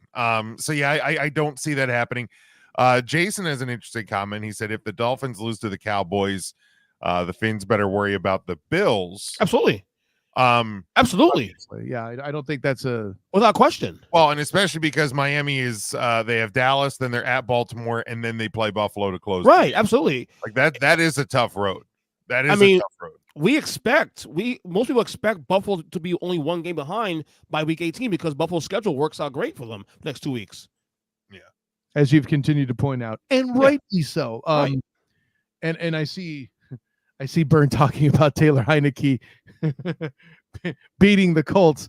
I mean, they did improve by sitting Desmond Ridder again. You're not wrong. How Byrne. much though? Because Heineke did not look great at all, and not necessarily his fault. I think that's Arthur Smith's fault. Bottom line, Dolphin fans must win this week. By the way, DeForest Buckner has entered the chat, and he's going to be in Heineke's nightmares. Not a must-win this week for Miami. Excuse me? How is it a must-win? They have a 2-game lead over Buffalo. A must-win for what, EJ? Stop with the incomplete bullshit. If Miami loses one game next 2 weeks and Buffalo wins out the next 2 games against the Chargers and the Patriots, one game separates the Week 18 game. Buffalo wins, they're not only getting the playoffs. To win so by definition, this is not a must-win. It's a must-win, dude. If Miami wins this week, Buffalo loses. That's not how the math works. You want to keep for Miami to feel good about the division title. They need to keep a 2-game lead. Okay, you're feeling good and must win are 2 different things. Thank you. Must win. It is not a must win because you lose this, and you're wrong. And I'm telling you why you're wrong. Because if they lose this week and they beat Baltimore, guess what? You have that 2-game lead again. Just stand there in your wrongness and get used to it. Wait, they lose Dallas and a what now? If Miami loses to Dallas, but then beats Baltimore next week. What does Buffalo do, though? Does Buffalo lose to the Chargers on Saturday? That's my point. He can't even stay consistent, this guy. EJ. If they lose to Dallas this week and Buffalo wins this week, Buffalo is now only 1 game behind. Going to week 17. Okay. If they go chalk week 17. Now do next week. Even if Miami wins week 17, Buffalo should win week 17 as well, too. Still a 1-game lead. Week 18, they play. Winner wins division. And that's the must-win game. Not well, this duh, game, obviously. jackass. But you don't want to come out to week 18, obviously. You don't want it to, but that is why my That's point. a must-win. That is not a must-win, dummy. No, you can. That is a we want to win. Yes, it would be nice. It would be better to win. So why? So then why was the go Jet ahead game and a rescue must-win yourself later? It is not a must-win. Then why was the Jet game a must-win? You agree with that, Kyle? It was for the other side more than anything else. A, B, the Jets were a must-win, as I explained on both your fucking shows. It was a morale thing at that point. If they lost that game, I don't think they could come back. It wasn't just about the math there. I knew they would plummet continually. I knew that Timmy had boiled their chances at that point. I say no, but it was my advisory professional guest as somebody who spends times in press boxes all over the sport. Goalpost moving. It's not moving, asshole. EJ telling you why this week is not a must-win. Just hold on, Jim. Just like you use the term "must-win" wrong, you use that wrong. Okay, know what it is if you're going to talk. Also, Jason, you are also wrong. This is not a. Also, what do you say? This is not a must-win for the Dallas Cowboys. No, it's not. They literally are already in the playoffs. No. I agree with you on that one. How is that? If we're talking NFC East, yes, I guess. But big picture, no. That was not clarified. Right. If you want to put clarifications on it, which I asked you to do, EJ, 3 weeks ago when you were talking about just now. You know what I mean? Like, if you want to start putting clarifications on it, then go ahead. I guess morale-wise, for the Cowboys be a nice win. Oh, who's moving the goalpost now? It would absolutely be a good win for the Cowboys to beat Miami on the road. It's a bigger must. Oh, so you're talking about the division? Then yes, I would lean more towards it being must-win. Every game for the last couple of weeks has been that for the Cowboys. If they want, Philly should win out. They should, but you also pretty much locked them into beating Seattle. So do that again, EJ. Seattle's better than the Giants and the Cardinals. I dare you. I mean, I fucking dare you, EJ. Do it again. To do it, I will. Dude, I'd rather you guys win the division than the Eagles. So I'm doing God's work here. Of course you are. You're a Cowboys fan. Now, Mikey Getz, he said the Bengals Steelers must win for the Bengals. If they lose, they fall out of a playoff spot. Season in shambles. Oh, I would agree. And that schedule also too. True. Also This true. guy For the gets Steelers. If the Steelers lose, they're done. Oh yeah, for sure. We assume they're done now anyway. Honestly, the way things are going, they are. But again, math and reality are 2 different things. Yeah. Yes, Mason Rudolph is close, but he's not math. Don't do math. All right, let's look at the NFC side. San Francisco. You almost just lock them into that one. Absolutely. Point. Jesus God. Currently, the 2-seed Cowboys would play the 7-seed Rams. The 3-seed Lions would play the 6-seed Vikings, and the 4-seed Buccaneers would play the 5-seed Eagles. On the outside, looking in the NFC, would be 7-7 Seattle, 7-7 New Orleans, and that's where I draw the line. Basically, I draw the line at 7-7 Seattle because I think the Saints find themselves basically out of the discussion after this weekend. But officially eliminated teams officially eliminated in the NFC: Washington, Arizona, and Carolina. We talked about it on the Student Game Report, EJ. Who do the Saints play this weekend? That's a pretty big game. Thursday night against the Rams. We will be predicting that one here in a couple minutes. Yes. So Kyle, looking at the NFC playoff picture, what changes, if any, do you see? Well, I'll lead with this. Listen, both you Cowboys fans, I've been pretty harsh. Give me 5. See what I did there? I hate you. Fuck you. Yeah, I'm saying that the Eagles meander their way into the 2nd seed. The Lions and Bucks, I think, are pretty clear that they're going to stay there. The only thing that's more fraudulent than the Vikings this year is the Vikings last year. So they too will fall out. Thank you, Jim. And frauds. No, wait. Atlanta's already been beaten this week. Shouts to my guy Danny Thompson, who you'll see on the Student of the Game this week. Bing! Hey. Anyways, and don't worry, we talk about the fraud cons, EJ, just to raise your hopes. At any rate, for me at this point, that then makes it pretty much Thanos style inevitable that we have 2 NFC West teams, and I see Seattle and LA both making the playoffs. All right, just for knowledge's sake, the Vikings have Detroit and Green Bay both at home, and then they travel to Detroit in week 18. The Rams have the Saints, then they're at the Giants and at the 49ers. Seattle has at the Titans, home against the Steelers, home against the Cardinals. EJ, what do you think changes in the NFC? All right, San Fran stay number 1. They pretty much clinched it unofficially. 2 seed, I'll go the Eagles. Although Lions Cowboys game next week, week 17, could be sneaky for the 2 seed. Huge. We'll see what happens in Philadelphia first, though. But just saying. But I'm going to go 2 seeds still to the Eagles by virtue of the schedule. 3 seed, obviously Lions would lock that 3 seed at that point. 4 seed, I'm on Tampa. Tampa's winning division, I think, at this point now. 5 seed goes to Dallas. That's easy. This is where it gets interesting now. 6 seed, we asked me this a month ago, but I said Minnesota was a lock. Nope, not anymore. In fact, Minnesota's done. They're done. Quarterback issues and the schedule now. I tell you, but you wouldn't listen. Yes. I didn't listen. Another team I jinxed also. So Minnesota's gonna be out of that spot. I like the Rams to grab one of those 2 spots. Oh shit! And honestly, and honestly, fuck the Saints. Seattle after yesterday, I'll take Seattle as a 7 seed. Honestly, nice backpedal. I thought they were dead after they lost that must-win game against the Cowboys. Weird. Well, beat the Eagles. Man, real weird how that happened. They beat the Eagles. The other team I jinxed like 3 weeks ago also to the Packers. What happened was so Mike says he has the Vikings out, Rams out, Seahawks and Packers in. Packers. He's trying to supplant EJ's jinx. That's nice of him, but Packers schedule definitely is at shit, Carolina, at Minnesota, and then home against the Bears. So I mean, a game against the Vikings, that EJ would be what we call a must win. I said what I said, Jim. That doesn't make you correct. Right. You're wrong. But Mike's not wrong though by logic of the Packers' schedule. But so far, 0-2 and that easy stretch. Yeah, so, they have not been good in these easier games for not sure. Not great, Bob. They need to figure it out real quick if they want to have a shot. They are a team that could pretty much be eliminated this weekend no matter what happens against Minnesota next week. Mhm.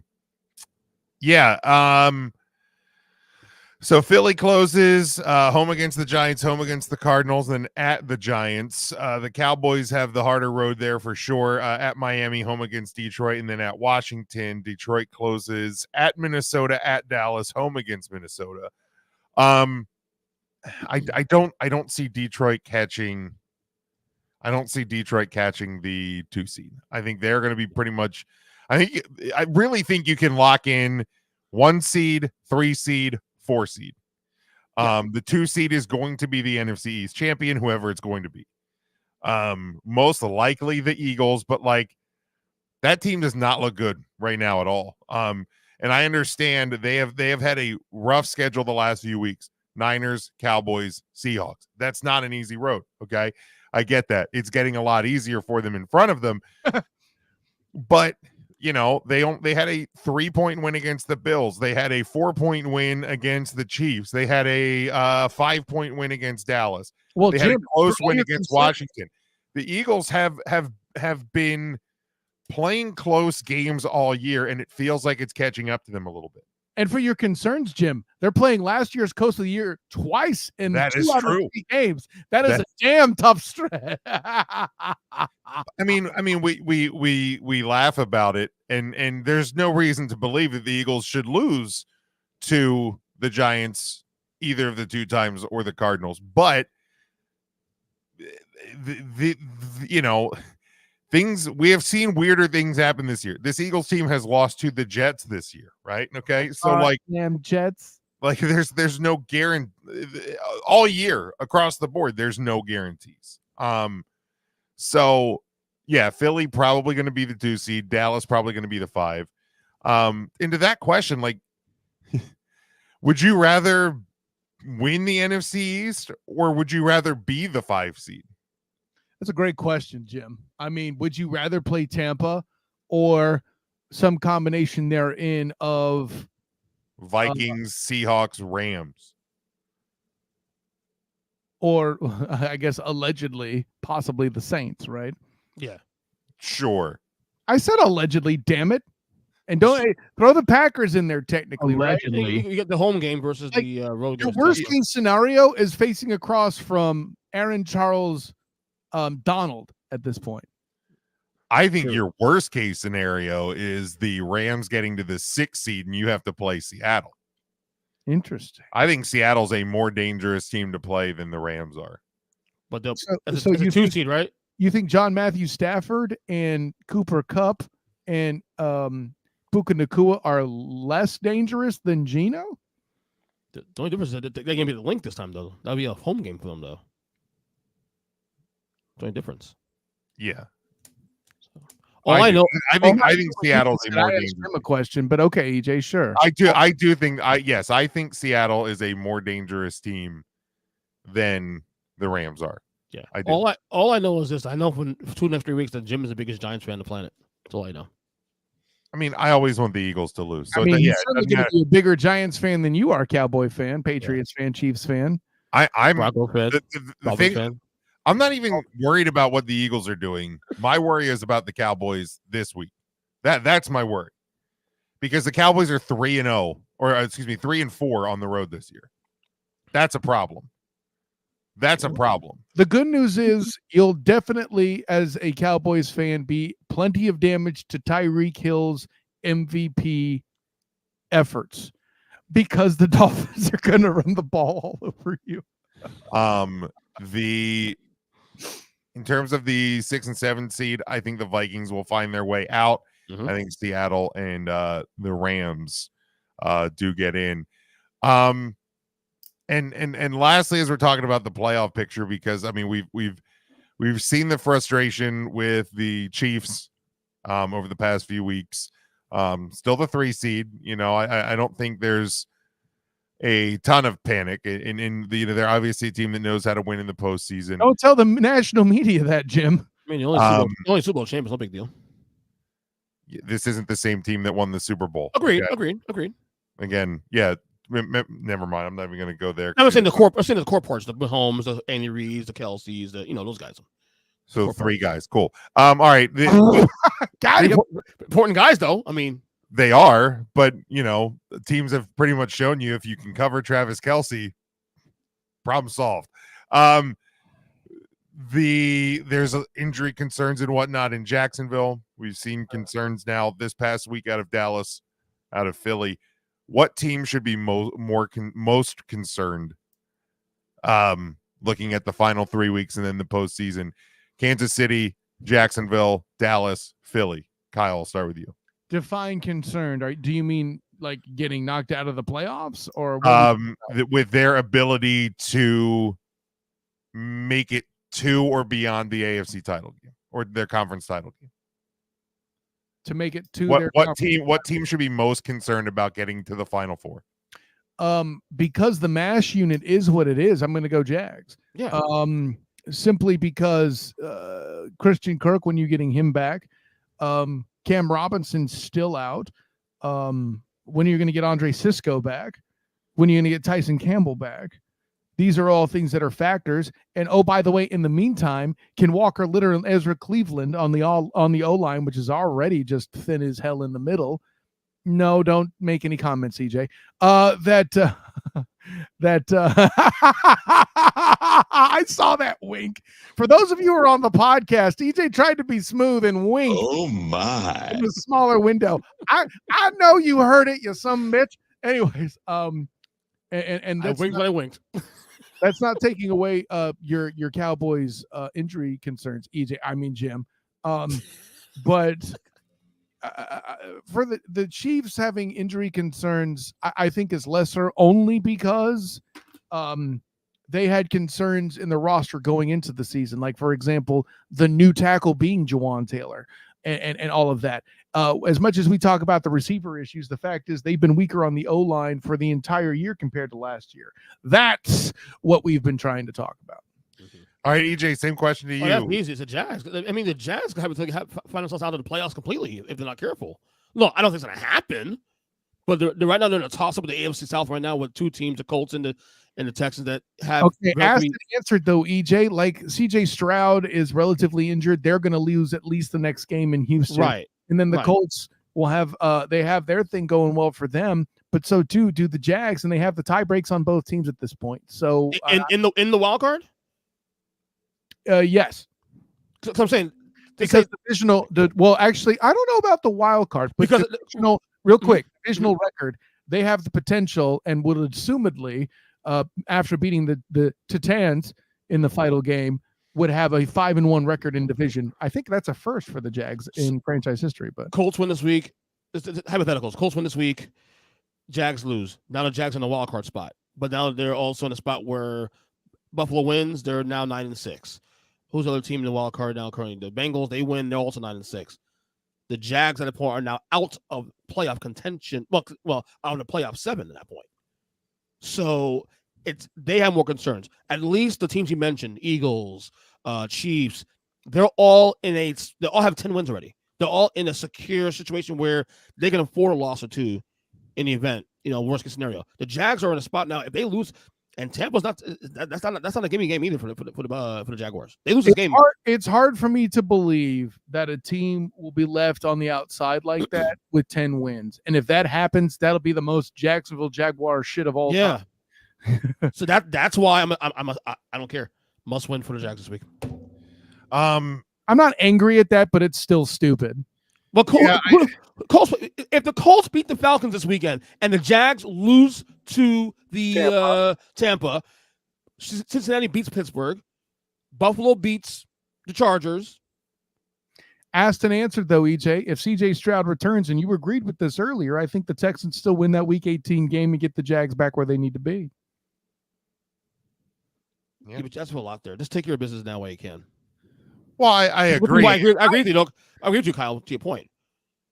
But I do think that because of tiebreakers, I think the Jags do have a little bit more of an inside edge. I'm sorry, Jim. One more stupid tiny detail that does need to be mentioned.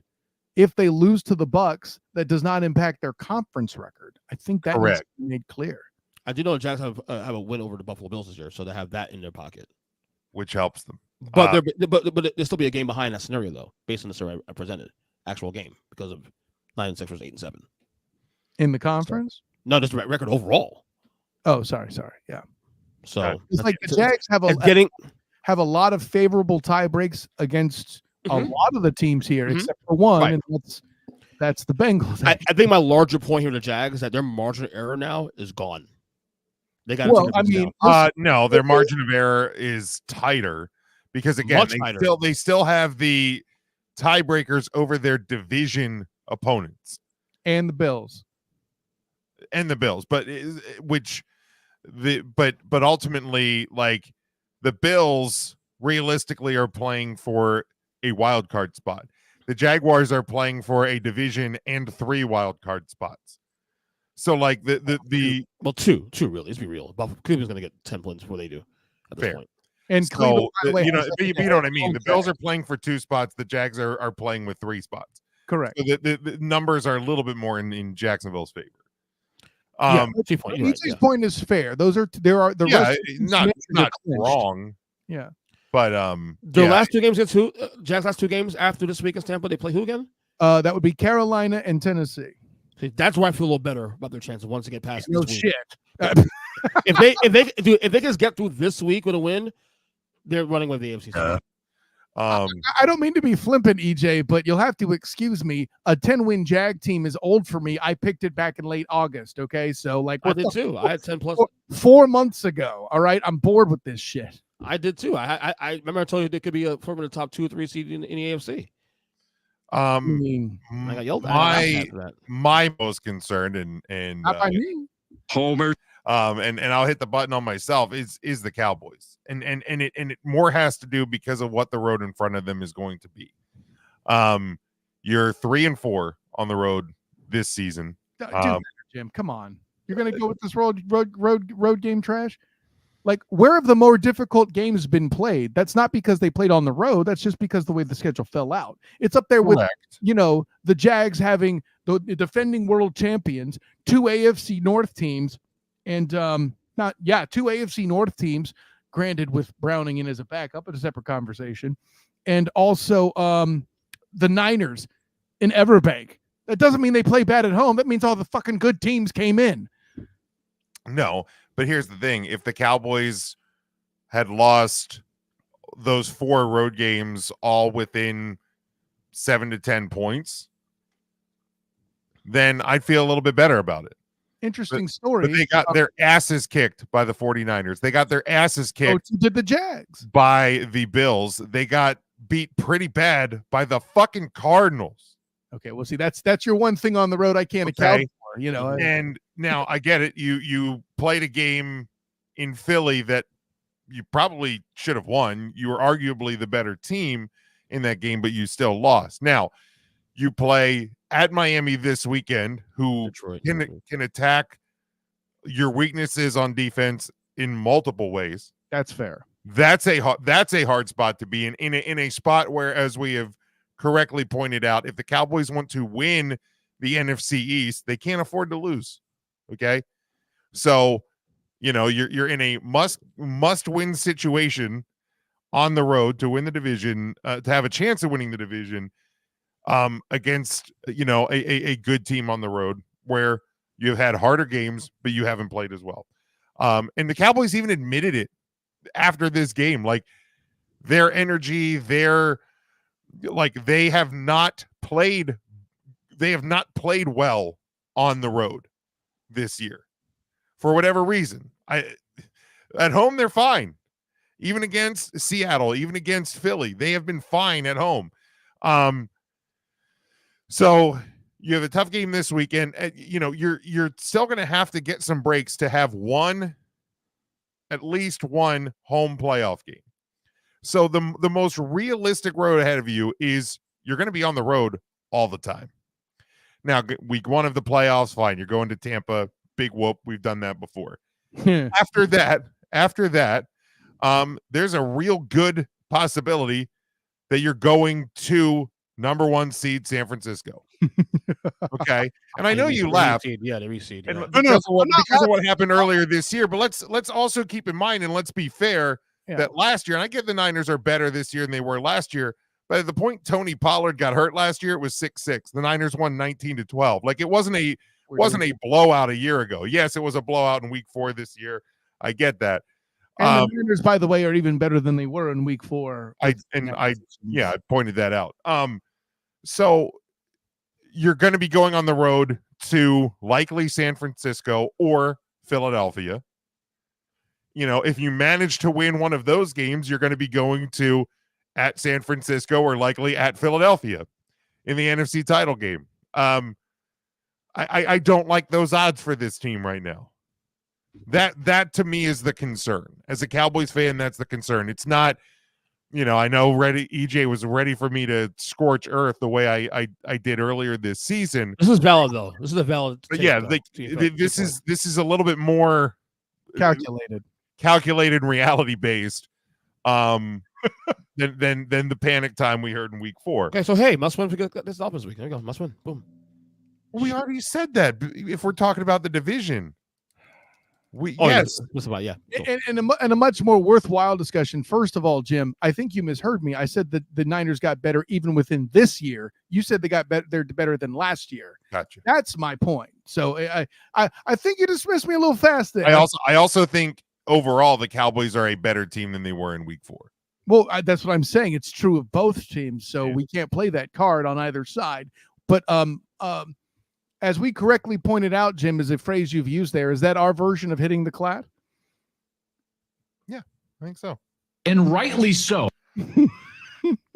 Mike says to him the biggest concern should be the Chiefs. He said other teams may get injured players back. The Chiefs won't have a wideout walking through their door tomorrow. The Chiefs also currently only sitting at 9 wins since we're talking about 10-win teams. So yeah, I mean, there's definitely a lot of intrigue with a lot of teams as we head towards the final few weeks here of the season. So let's dive into it. Week 16, Christmas weekend. How about it? Exciting Christmas weekend. Let's start Thursday, though, 8:15 Eastern time on Prime Video. The 7-7 New Orleans Saints travel to 7-7 SoFi Stadium, and the Rams, who are a 4-point home favorite, 46 is your over-under on this one. EJ. All right, give me the Rams to cover this game. Saying suck out loud. Give me the slight under. Slight under, yeah. All right, Kyle. Listen, I don't think EJ's far off. I think the Rams will cover. They'll force a lot of mistakes with the help of one Aaron Charles Donald and company there, and Puka Nacua and Cooper Kupp, if they're both healthy, will light it up, despite the Saints being a defensive team nowadays. Still an adjustment for me. But I will take the over. I think the Rams will be dominant and take care of the business they need to score the points required for the over, and thoroughly confirm the underperformance of New Orleans. Yeah, I have the Rams winning this one as well. They despite how I feel about a Rams Seahawks matchup, Rams definitely the better team in this one. Mike has the Ernest Christian #1 seed New Orleans Saints and the under. Devin has the Rams and the over. You still got a chance. Sure they do. I have the I'll take the over in this one as well. Next one, we go Saturday, 4:30 Eastern time on NBC. It is the 8-6 Bengals. They're a 2-point road favorite at 7-7 Pittsburgh. 37 is your over-under. Student of the game. Listen, what we've learned today is our Super Bowl picks were all justified by the skill positions of Seattle. And say what you will about the horrible offensive line of what's going on there in Cincinnati. TJ Watt can only do so much. I haven't heard Mika Fitzpatrick's name very much, and I think he still might be an injury concern, whether he's on the field or not. But the punchline being Mike Tomlin will be this much closer to his first losing season. And mostly on the back, though, however, one Mason Rudolph. Give me the Bengals to cover whatever the number is, and give me the over whatever the number is. I think it's going to be that bad for Pittsburgh this week. All right, EJ. Yeah. Give me the Bengals to slightly cover. I mean, divisional optics will make it a competitive game, but Bengals have better playmakers at this point. And I will take you said over, Kyle? 37? Wow, interesting. I said dominant, bitch. You know what? I'll roll with you. Over as well. I'll roll with you. Give me the Bengals to cover, but I'm taking the under. This Steelers team stinks out loud. At least the offense does. Thank you. I still think somebody might hear you, Jim. I still think you watch behind me on the wall, he might hear you. That's fine. I still think you're a little overhyped on that defense too. I think the Steelers team is just playing bad, but their defense will do enough to keep the Bengals from getting this score to the over. Hey, listen, considering the year they had, that's a pretty goddamn good job. What do you mean overhyped? Mike has the EJ Christian Super Bowl champion Bengals and the under. Devin, now you're taking a shot at all of us, Burn. I understand. Everybody in this panel had the Bengals win the Super Bowl. I mean, that's not saying much. Devin has the Bengals and the over. All right, next one. We go Sunday, 1:00 Eastern time on Fox. It is the 10-4 Detroit Lions. They're a 3-point road favorite at 7-7 Minnesota. 47 is your over/under. EJ, give me the Lions to cover. Vikings are done. Give me the over. Kyle, I think the Vikings are so useless on offense, and that the Lions will dominate them in a fashion that won't necessarily show up on the scoreboard. Give me the under, but EJ has the rest correct. The Lions cover. Mm-hmm. I will take the slightest of overs, but I am definitely taking my Lions, baby. Let's go, Jim. That's light. Okay, perfect. Slight. Oh, you sound good now. Your voice sounds perfect. It's getting there. Mike has the EJ 8 weeks ago. The Vikings are going to the playoffs. Lock. 8 weeks ago, the Vikings are a playoff lock. Jim. They forgot the lock and the over. Come see me. And Devin has the Lions in the under. Then we go. I think Sunday you give him his money. He's got the receipt, EJ. Jesus. This Sunday, 1:00 on Apologize. CBS. It is the 9-5 Browns. They are 1.5 point road favorite at 8-6 Houston. 41's your over under. Kyle. Listen, considering the fact that we've got the breaking news that we did from EJ Christian, those lines are going to move. And it has already. 2.5 now. And rightly so. But that all being said, I'm still going to take Cleveland to cover. Obviously, I feel like the under would be a good play. But what I'm going to say is stay away from over/under here. Period. Give me the slight over, just simply because of the fact that it's Joe Flacco and the Browns aren't going to be a flashy team, but they will be incredibly physical with a group. By the way, Browns, I'm going to say it again. I haven't done my obligatory weekly mention of the most underrated defense in the NFL with the Browns. The actual coach of the year candidate will get yet another victory over a very talented rookie coach in D'Amico Ryans there in Texas for the Texans. So, yeah, that's my take. Browns cover and slight over. EJ. Yeah, it's went from Houston 1.5 to Cleveland 2.5 now. I'm showing it as 2 on my site. But it's fine. 2.5, same thing. Yeah, to the Browns here, of course, to win. I'll take the over, slight over as well too. Joe Flacco. Yeah, I probably would have taken the Browns even with CJ Stroud just based on how they're playing. Me too. But with the news, certainly definitely taking Cleveland. I'll go slight under. Again, don't bet over under, but yeah, stay away game. I wouldn't. Yeah, I probably wouldn't touch this game at all with as close as the spread is, at least currently. Yeah, definitely don't touch that over under. But I will take the slightest of unders. Mike has somehow EJ did not lock either of these teams into anything yet, but he has the Browns and the under. And, I actually I did lock Texans a month ago. Yeah, well, let's see how that worked out. I tried to tell you. Don't get concussions. Houston, we have a problem. Devin has the Browns and the under. All right, then we go Sunday, 4:25 Eastern time on Fox. It's the 10-4 Cowboys at the 10-4 Miami Dolphins, who are 1.5 point home favorite. You picked the wrong o'clock game. That's not the most compelling one. I'm kidding. 51 is your over under on this one, EJ. Damn. Give me Miami. Fuck it. Miami. To win outright, cover a whole 9. And I will take actually a slight under. All right.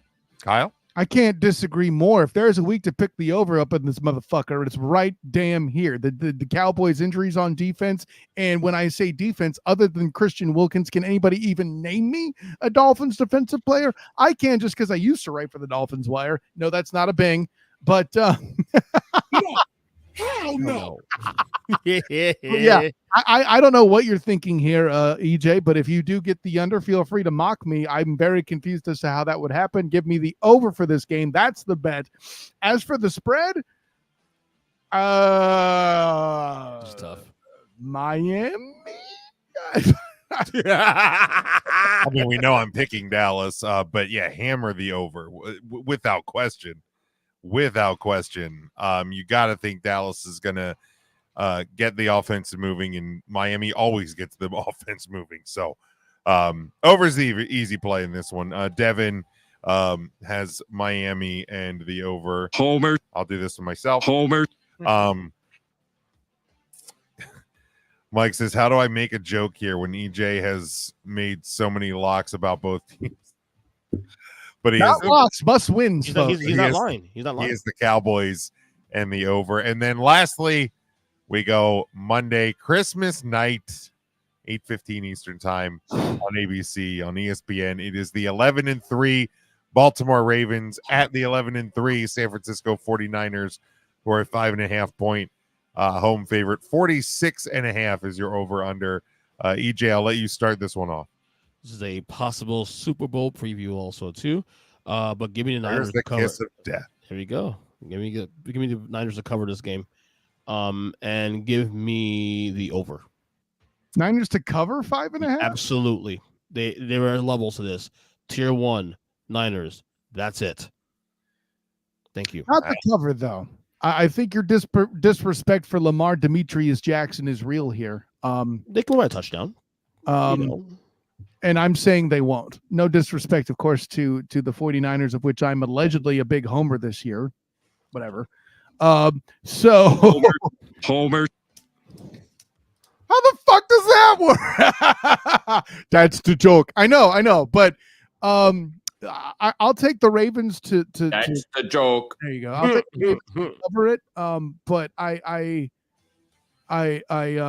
man, stay away from the over under here, because like my head is short circuiting from the possible scenarios that could take place here. And both of them are either slightly above or slightly under the point total. For me, just because it's the right play percentage wise, give me the slight over. Yeah, there we go. I will take the Niners. Actually, I'm going to take them to cover the 5.5. And it's not a disrespect to the Ravens or Lamar Demetrius Jackson. I think it's just you saw the injury, and the name of the running back is slipping my mind. But he has been a big weapon on that offense. Yeah. You now lose him for the year. It's going to be your first game without him. It's a road game.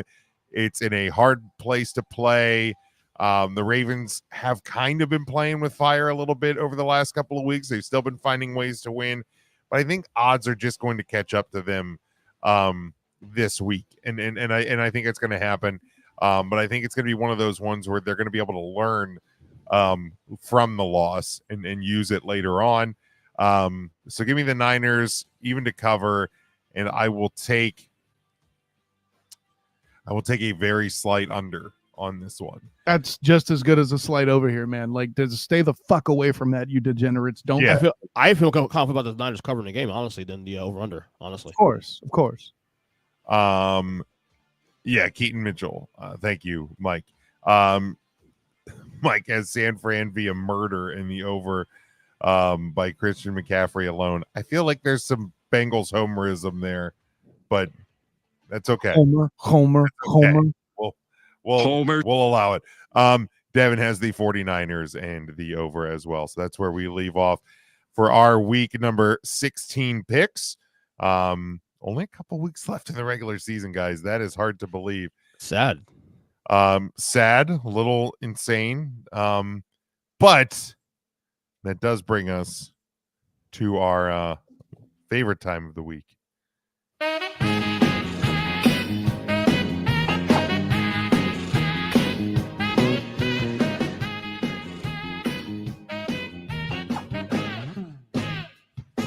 love it. I just love seeing how he's going to dance every week. Always, Kyle. You know when I decide what I'm going to do? Right effing then. Love it. Look right, Kyle. No, I Trust me, each and every week on this show, if you were listening on the audio side, only we look at EJ's and we discuss ours top 10 and bottom 5 power rankings for the current week in our segment called Tool Time. Because EJ is a tool. So we will start with the bottom 5. Kyle, on the screen, make sure you are not looking at the left side. EJ, who are your bottom 5 this week? I think it's the same teams as last week, I believe. It was a somebody little swap there. Yeah, Commanders 28, 29, Cardinals 30, Patriots 31, Chargers 32, the Panthers. Okay. I think you had the Commanders at 31, right, last week? Mm-hmm. How did they move up 3 places? Because their team hasn't entirely quit the same way the Chargers have. They didn't just give up 63 points. Jim, I'm with them on this one. There we go. He answered me. Not to say anything else. I'm good. I beg to differ, but you could stand there in your wrongness. Wrong and be wrong about it. Okay, Bears at top 10 2 years ago. Really? I saw that roll your eye. Why don't I just bring up a Pitt win in triple overtime for Christ's sake? You will never live that down, buddy. Sorry. What's wrong? Because it's all you got. Like it's literally all you have. It's fun. What's wrong with the bottom 5 here? What would you do differently here? I would just have the Commanders lower. I don't think you reward them for losing another game and basically being at a point where they're going to be firing their coach and whatnot in the offseason, which we knew was coming, but basically the news is guaranteed with reports coming out. How much of it is Kyler Murray getting hurt too, EJ? I didn't see him get hurt. He got hurt in that game against San Francisco? Yeah. I didn't know that. Oh, well, then by dumb fucking accident, I just made your argument for you. No, okay. I had no idea he got hurt. Factor.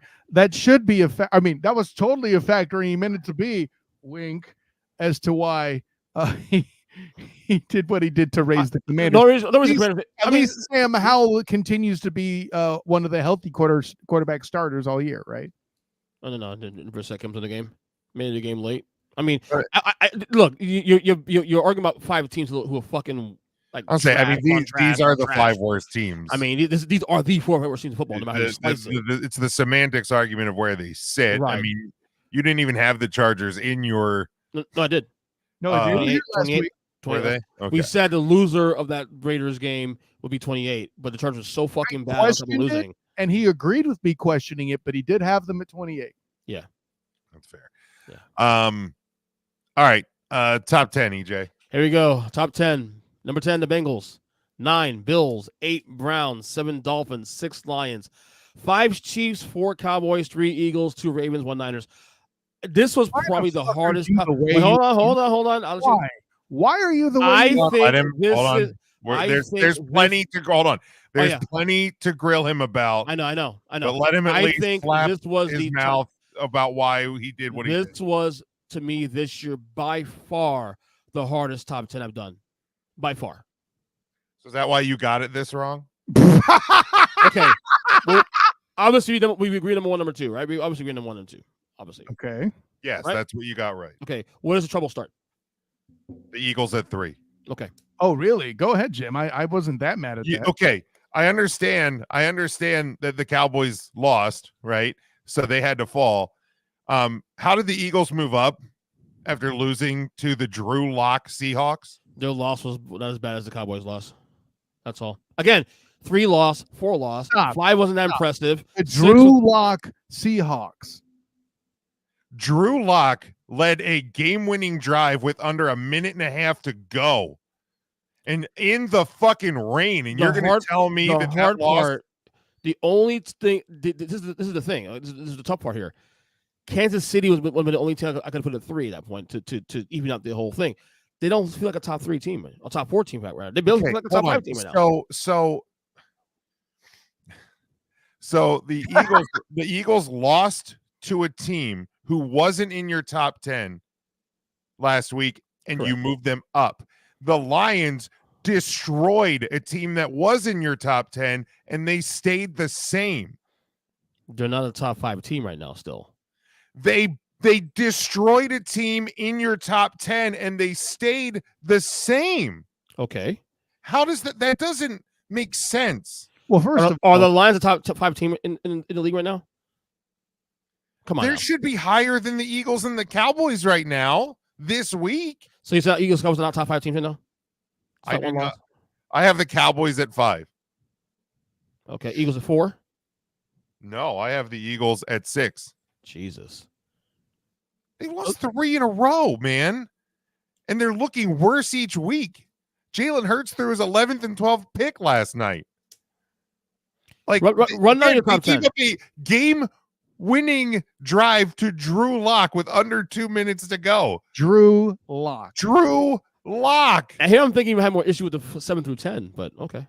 Oh, I know I do. Like okay. you motherfucker. Yeah, there's a lot of wrong here. What the fuck are we to doing go through it. with the Browns over the Dolphins right now? What are we doing? Why aren't they there? Why aren't the Browns ahead of the Dolphins? They need to be. They should be. I'm more confident in the Browns. I trust them more than the Dolphins. That's for sure.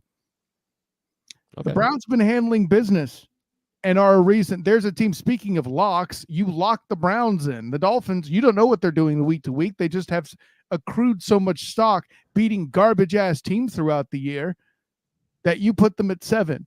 This is the kind of shit that I expect from somebody who thinks that FSU is a national championship contender. And the Bengals at 10, that's adorable. I'm friends with Fern too, but listen, you're at the age where being premature might be a problem for you, and you did it with the Bengals here, okay? Cry more. That is a disgusting. Really? Cry more? I have the Bills at 10. Run on your top 10 now, Jim. I want to hear your top 10. And it's so 3 and 4 are more about because of how much I had to punish Philly and Dallas. Okay.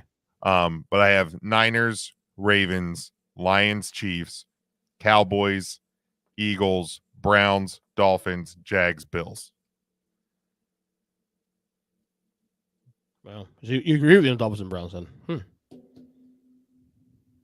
No, I have the Browns at 7. Oh, Dolphins and Dolphins at 8. Okay. Yeah, because I think if the Browns and Dolphins played this weekend, I would pick the Browns based on the Browns defense. I don't know if I can go there because I probably pick Dolphins. No.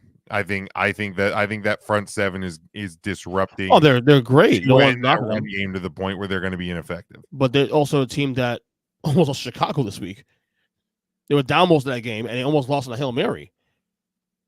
So the Browns, I'm not knocking the Browns. I think the Browns story's been fantastic. I think Stefanski's coach of the year, based on what he's had to go through this 15 weeks. But at the same time, I mean, here's the deal. They had a little bit of a cardiac thing also too this year as well. So, So again, I like when I'm looking at this, the Niners and the Ravens are the top. Your next tier my next tier right now is like the Lions and the Chiefs. Like, and if I'm looking at that game, I'm probably picking the Lions just based on the fact that A, they beat them, B, the Chiefs, both teams kind of have questions right now, but the Chiefs feel like they're on shakier ground. And then I look at like Cowboys, Eagles, and they're very similar. The Cowboys just shellacked the Eagles a week ago. So that's easy for me to put them above. Like I said, Browns, Dolphins. I would pick the Browns over the Dolphins this week.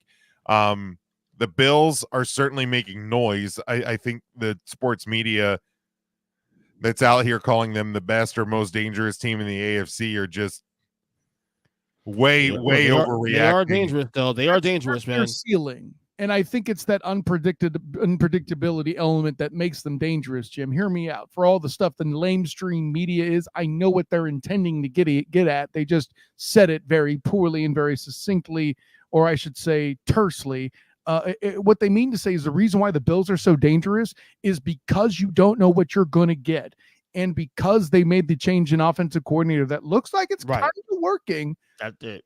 You don't know the product you're getting, but you do know that Josh Allen may not be the best quarterback, but he is a capable quarterback, and that they've been better lately than they have been consistently all season. And because you're not necessarily mentally prepared for that a lot of teams and coaching staff still have a grain in their head that low floor still is as low as it was, and perhaps rightly so. They could still lay an egg. It's that uncertainty and the height of their ceiling, if everybody comes out and clicks, that makes them that dangerous. You don't have to agree. I'm just telling you the thought. No, and that's fine. I just look at the fact that if Kadarius Toney is an absolute dingus in where he put his left foot, or the refs don't miss it 6 times first to help confuse him. Well, I know we did talk about that if he's progressing more and more each time, as some people who have looked at the full tape have suggested that he did. Like, at some point, you got to call it. I mean, they've been allegedly, or not even allegedly, the league's been warning Jason Kelce about moving the ball forward for years, and they call it last night. I'll say the difference with that is when you go and talk about it in one of the most popular podcasts in the country, don't act like you get surprised when it gets called. Okay, I'll just say it. Well, to Kelce's credit, I don't think he acted surprised. He was he didn't. Yeah, they finally called my bluff on it. Again, saying it on a nationwide podcast, sure, but like, you know what I mean? If the Bills lose to the Chiefs last weekend, I don't think a blowout win over the Cowboys is making people react the same as they are. But again, yes, I don't disagree that the Bills are dangerous. I'm actually impressed that they have found ways to not blow it 2 weeks in a row. That's impressive for them. But let's see here. Catching up on some comments. Travis, your boy Travis Holmes says this current iteration of the Jacksonville Jaguars don't deserve to be anywhere near the top 10. I don't think any of us said that they did. I have them in mind. And I just, again, maybe call it that trust thing. But I just, I mean, I'm not ready. The problem is I'm not ready to put, because the other options to put in instead of them would be Cincinnati, Indianapolis, Houston, Denver, Minnesota, Tampa Bay, the Rams, the Seahawks. I'm not ready to put any of those teams over them. And to me, the Bills weren't there before. So maybe I should have put the Bills above the Jags. Maybe I should have the Bills at 9 and the Jags at 10. At the very least, Josh Allen isn't in concussion protocol. So there's that. That's fair. But yeah, I'm not ready. I'm not ready to put other teams above the Jags. It's not even necessarily of the Jags, quote unquote, deserve the 10 spot. It's that other teams don't, absolutely don't. Yeah. Yeah, they deserve it less. Mike says lock of the week, Bengals over Browns. Y'all have a Merry Christmas. So he's going to record the FKC Fantasy Hour, which you can hear on the Huddle Up podcast feed. So thank you, Mike, for checking in with us throughout the night. Travis says the Buffalo Bills are Bitcoin. I love that. That is a great analogy. Again, parity and now the league is. I believe he said that before on the Duval dive earlier in the year as well. Mm-hmm. That's a fantastic. It's accurate. It's accurate though, because 1 week it's going to be worth $1 million. The next week it's going to be almost worthless. So yeah, and what saves them is the parodies is fucking sick. Yeah, I mean, and that's what has made rankings a little difficult this year. Yeah. But man, yeah, I don't see how you can keep the Eagles at 3. I really don't, man. Like I said, I think I was gonna look at real quick. The Lions. I think after week 17, I'll feel either better or worse about the winning for the Cowboys. That's the game I'm looking at to see. Okay, prove to me, because I'm sorry now, those losses to the Green Bay which looks bad now in hindsight. You know, and who else they lost to that little losing streak they had a couple weeks ago? They lost the Bears too, right? Bears too. So, you know, EJ, you're the one. You always talk about how those division games get a little freaky. True, but it was lost Chicago the first time, and he lost them 2 weeks later. So not great look there. Not great, Bob. This is why the best way to do these things is in tiers. Really, Not great, Bob. Tiers are the best way to do this stuff, honestly. Well, but again, they also just beat a team that was in your top 10 a week ago, 42-17. This is true. Like, and they didn't move. You didn't move them at all, because they're not as good as the 5 teams ahead of them right now. Stop it. I'm sorry, they're not. They're better than Kansas City now. They are better than Kansas City. The Browns should be ahead of the Dolphins too. If they're better than Kansas City, then what tell me is that they're a Super Bowl contender, and they're not. Right now, does Kansas City look like a Super Bowl contender? They might be one, but they don't look like one. Okay, you're talking when you say Super Bowl contender, you mean playing on championship weekend, right? I don't see him playing there. I don't see it. I still think we ran into this last year or 2 years ago. This last is why week.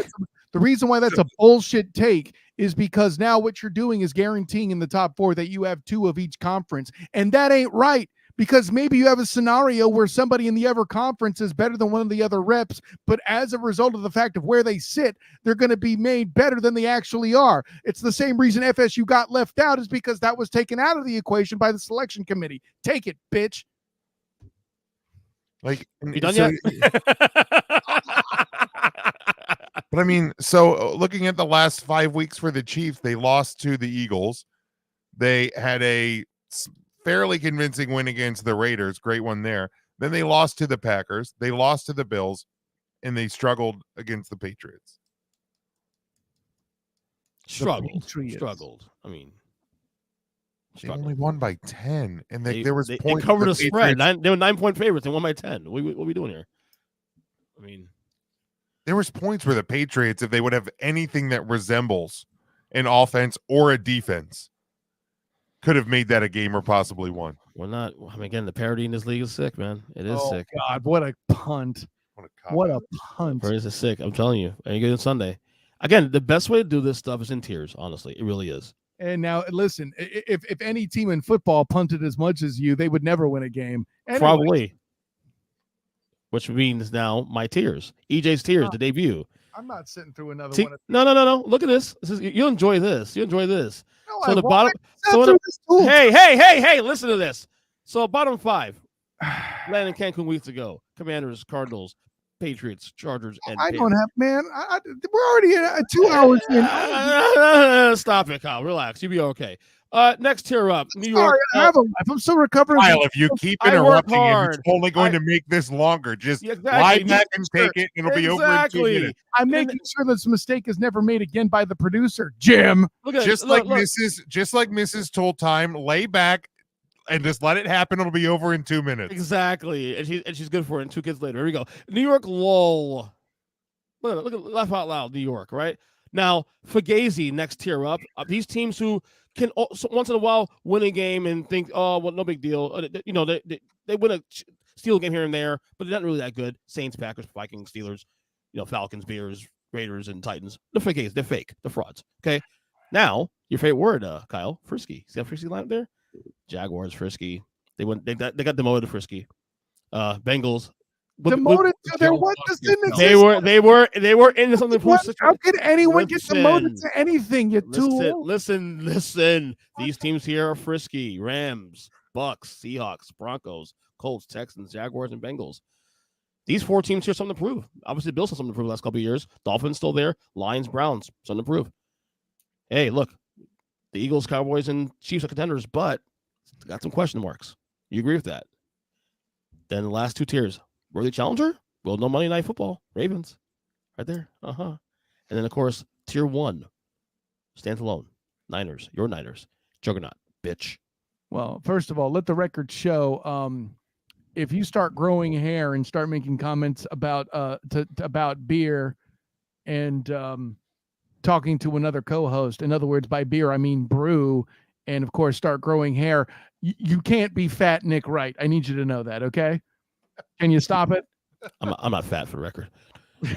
compared to that scrawny little. Well, he's a fucking toothpick though. It's different. That's the joke. Yeah, I'm just big boned and sexy. That's all. joke. You know what I mean? So, but that's the tears. That's how it should be done. Okay, that's the tears. That's the way it should be. That's the way it should be. No, but real talk. No, real talk. That's how it should be. That's how you evaluate the separation of the teams. To me, good God, the Ravens look. They don't even have to win against the Niners on Monday. I haven't. If that game is competitive though on Monday Night Football, I'll put them in a conversation with San Francisco. But to me, right now, the one thing that's clear is that there's only one team that's separated themselves from the rest of the pack. It's San Francisco. San Fran is better than everybody else, and right now it's not even close. That's what's clear. There's tier one's one team, not 5 anymore. It's one team. Bottom line. Yes, San Francisco is the best team in the league. Period. No, Trent, stays, I didn't say it. You're going to do that now, too? I didn't say it. Can we move on, Jim, for Christ's sake? I didn't say it. I love you, Kyle. Travis commented, he said Cleveland should have lost to the Bears. What are we doing? He's just coming after me because he's my Travis. Thank you, Travis. I just said that. Thank you, Travis. He's my co-host on the Duval Dive, and then he also got dunked on so hard on Monday in the In and Out Sports Debate Show. He's looking for a rematch. Ooh. Basically, tune into the Duval Dive this Friday here on the Huddle Up podcast YouTube feed. Merry Christmas, Mama Jammas. There you go. All right, guys, before we get out of here, because good Lord, I can't believe I'm actually still able to talk after 2 hours. But let's go to our locks. You better lock it up. You better lock it up. No, you lock it up. You lock it up. Lock it up. Lock it up. All right. What is going to happen this weekend, Kyle? Christ, we sat so long through that segment, I forgot what I had. Oh, yeah. Browns over Texans, lock of the week. Lock it up. EJ. I'm going that Al one more time for the third week in a row because fuck you, Green Bay. The Carolina Panthers will have their first winning streak of the year. They beat Green Bay and taking the Packers out of play potential. That is not fence sitting at all, EJ. No, I've had Carolina last 2 weeks though. Remember that? I've had Carolina and actually got the lock right last week. His favorite lube is back ordered. No, but Amazon, the back orders, the holidays, bro. Come on, you know, it's one of those things. But no, that was actually fuck you, Packers. Let me down last couple weeks. You deserve to lose this week. Panthers win, first winning streak of the year. Bryce Young, good job. It's your own fault. I blame you. Right. So now I have undone that. Can somebody jinx a team that has only 2 wins? Is that possible? Anyway, I picked them last week. They won. What are you talking about? Maybe. My lock last week was Panthers over. Yeah, we heard you the first time, kid. Yeah, Thank you. EJ, we're trying to get to the end of the show. Shut the fuck up. I can't. I'm having a good time. Bitch, shut your mouth. Devin going full homer on this one. No surprise there. Homer. He said his lock of the week is going to be the Cowboys losing to the Dolphins. My man Travis, look at that. So there you go, Devin. Lock it up. Mine, I'm going to in the same game that Kyle said, but because I like to go a little bit bolder with mine. Occasionally they hit. Joe Flacco will have 2 rushing touchdowns. Oh, what? Christ! And a Browns win this Sunday. Are you trying to murder him? Against the Texans. Nah, man. He's going to be running free and clear. Joe Flacco, 2023. I didn't stutter, did I? Push. Let's go. I didn't. Quarterback sneak tool. Yeah. What the hell? They wanted to give it another name the other night. And I was just like, can we stop? Can we just stop with stupid names for these plays? Anyway. All right. Let's wrap it up. Student of the game. Good Lord. Plug away as quickly as possible. Honor, joy, and privilege, gentlemen. Of course, you can find me on Twitter at the SOTG. Find me on Instagram and Threads as the same, the SOTG. Check out my Facebook as well as the student of the game. Check out my writings with the 3-point conversion. My wrap up of the Cure Bowl is there from this past weekend. Also, I will be at the Pop-Tarts Bowl and the Citrus Bowl for the 3-point conversion in the coming weeks. So check that out as well. Speaking of bowl games, I will be at the Gasparilla Bowl Friday for the Black and Gold Banneret covering UCF as they battle Georgia Tech. And of course, my coverage of the Jaguars continues. Granted, it will not be in game form on Christmas Eve because to the best of me and Travis's ability, we might have been able to pull it off at 1 p.m. This 4 p.m. trash didn't happen. However, check the Jaguar report for my holiday-themed assessment of the state of their current being. In the meantime, also, check out my work with covering the Orlando Magic with A7BN Sports. I will be there on Wednesday night as the Magic host EJ's Miami Heat. I've mentioned it to him, and I have yet to hear the key phrase because he's Go Heat, bitch. Go Heat, bitch. Time. Go Heat, bitch. With all that in mind, check out my podcast, The Student of the Game, 8:40 p.m. Eastern on Wednesday nights, and of course, the Duval Dive on Friday, 11:15 a.m. Eastern. And by the way, you can check that out on 3 Point Conversion iHeartRadio channel, as well as oldschool101.com between 12 and 2 for oldschool101.com. So check all of that out. Great times all the way around. And as tired as I may be, I will still say class dismissed. Travis says, Flacco's 60, bro. Don't do that to his kids. I warned him. Kids should be grown adults by his older. Don't do that to his grandkids. They don't want to see granddaddy get his ass whooped. It's going to be fine. You'll be fine. Relax. You will be fine. EJ, plug away. Earthly podcast called All Podcast Catchers. Check it out. We just did a report today with Kyle and I. Great episodes always. My YouTube page, we just crossed 300 subscribers over the weekend. So check it out, youtube.com/@Ernest. We can't hear the number. You're mumbling. You're going. No, we just passed 300 subscribers this weekend. Finally, 300 subscribers. Yeah. So of course, check out the page at youtube.com/@Ernest Christian. Other than that, guys, Merry Christmas, one. This is our last show before the holidays. So Merry Christmas to you guys. Now, look at you want to hug it out? Want to hug it out, Kyle? Come on. I do actually. You come here. Here we go. Jamie wants some. Jamie. No. Come. You ever had a black man hug you before? You just say Joe fuck yourself. Wow. No, but seriously, man, guys, have Merry Christmas, of course, and be safe and enjoy your families and all that. And yeah, so great show. Yeah, Devin, Merry Christmas to you too, bud. Yeah, no, absolutely, guys. Merry Christmas to you. Happy holidays. However you choose to celebrate, I hope that you can do that and find some joy and peace in the season for sure. We will be back next week.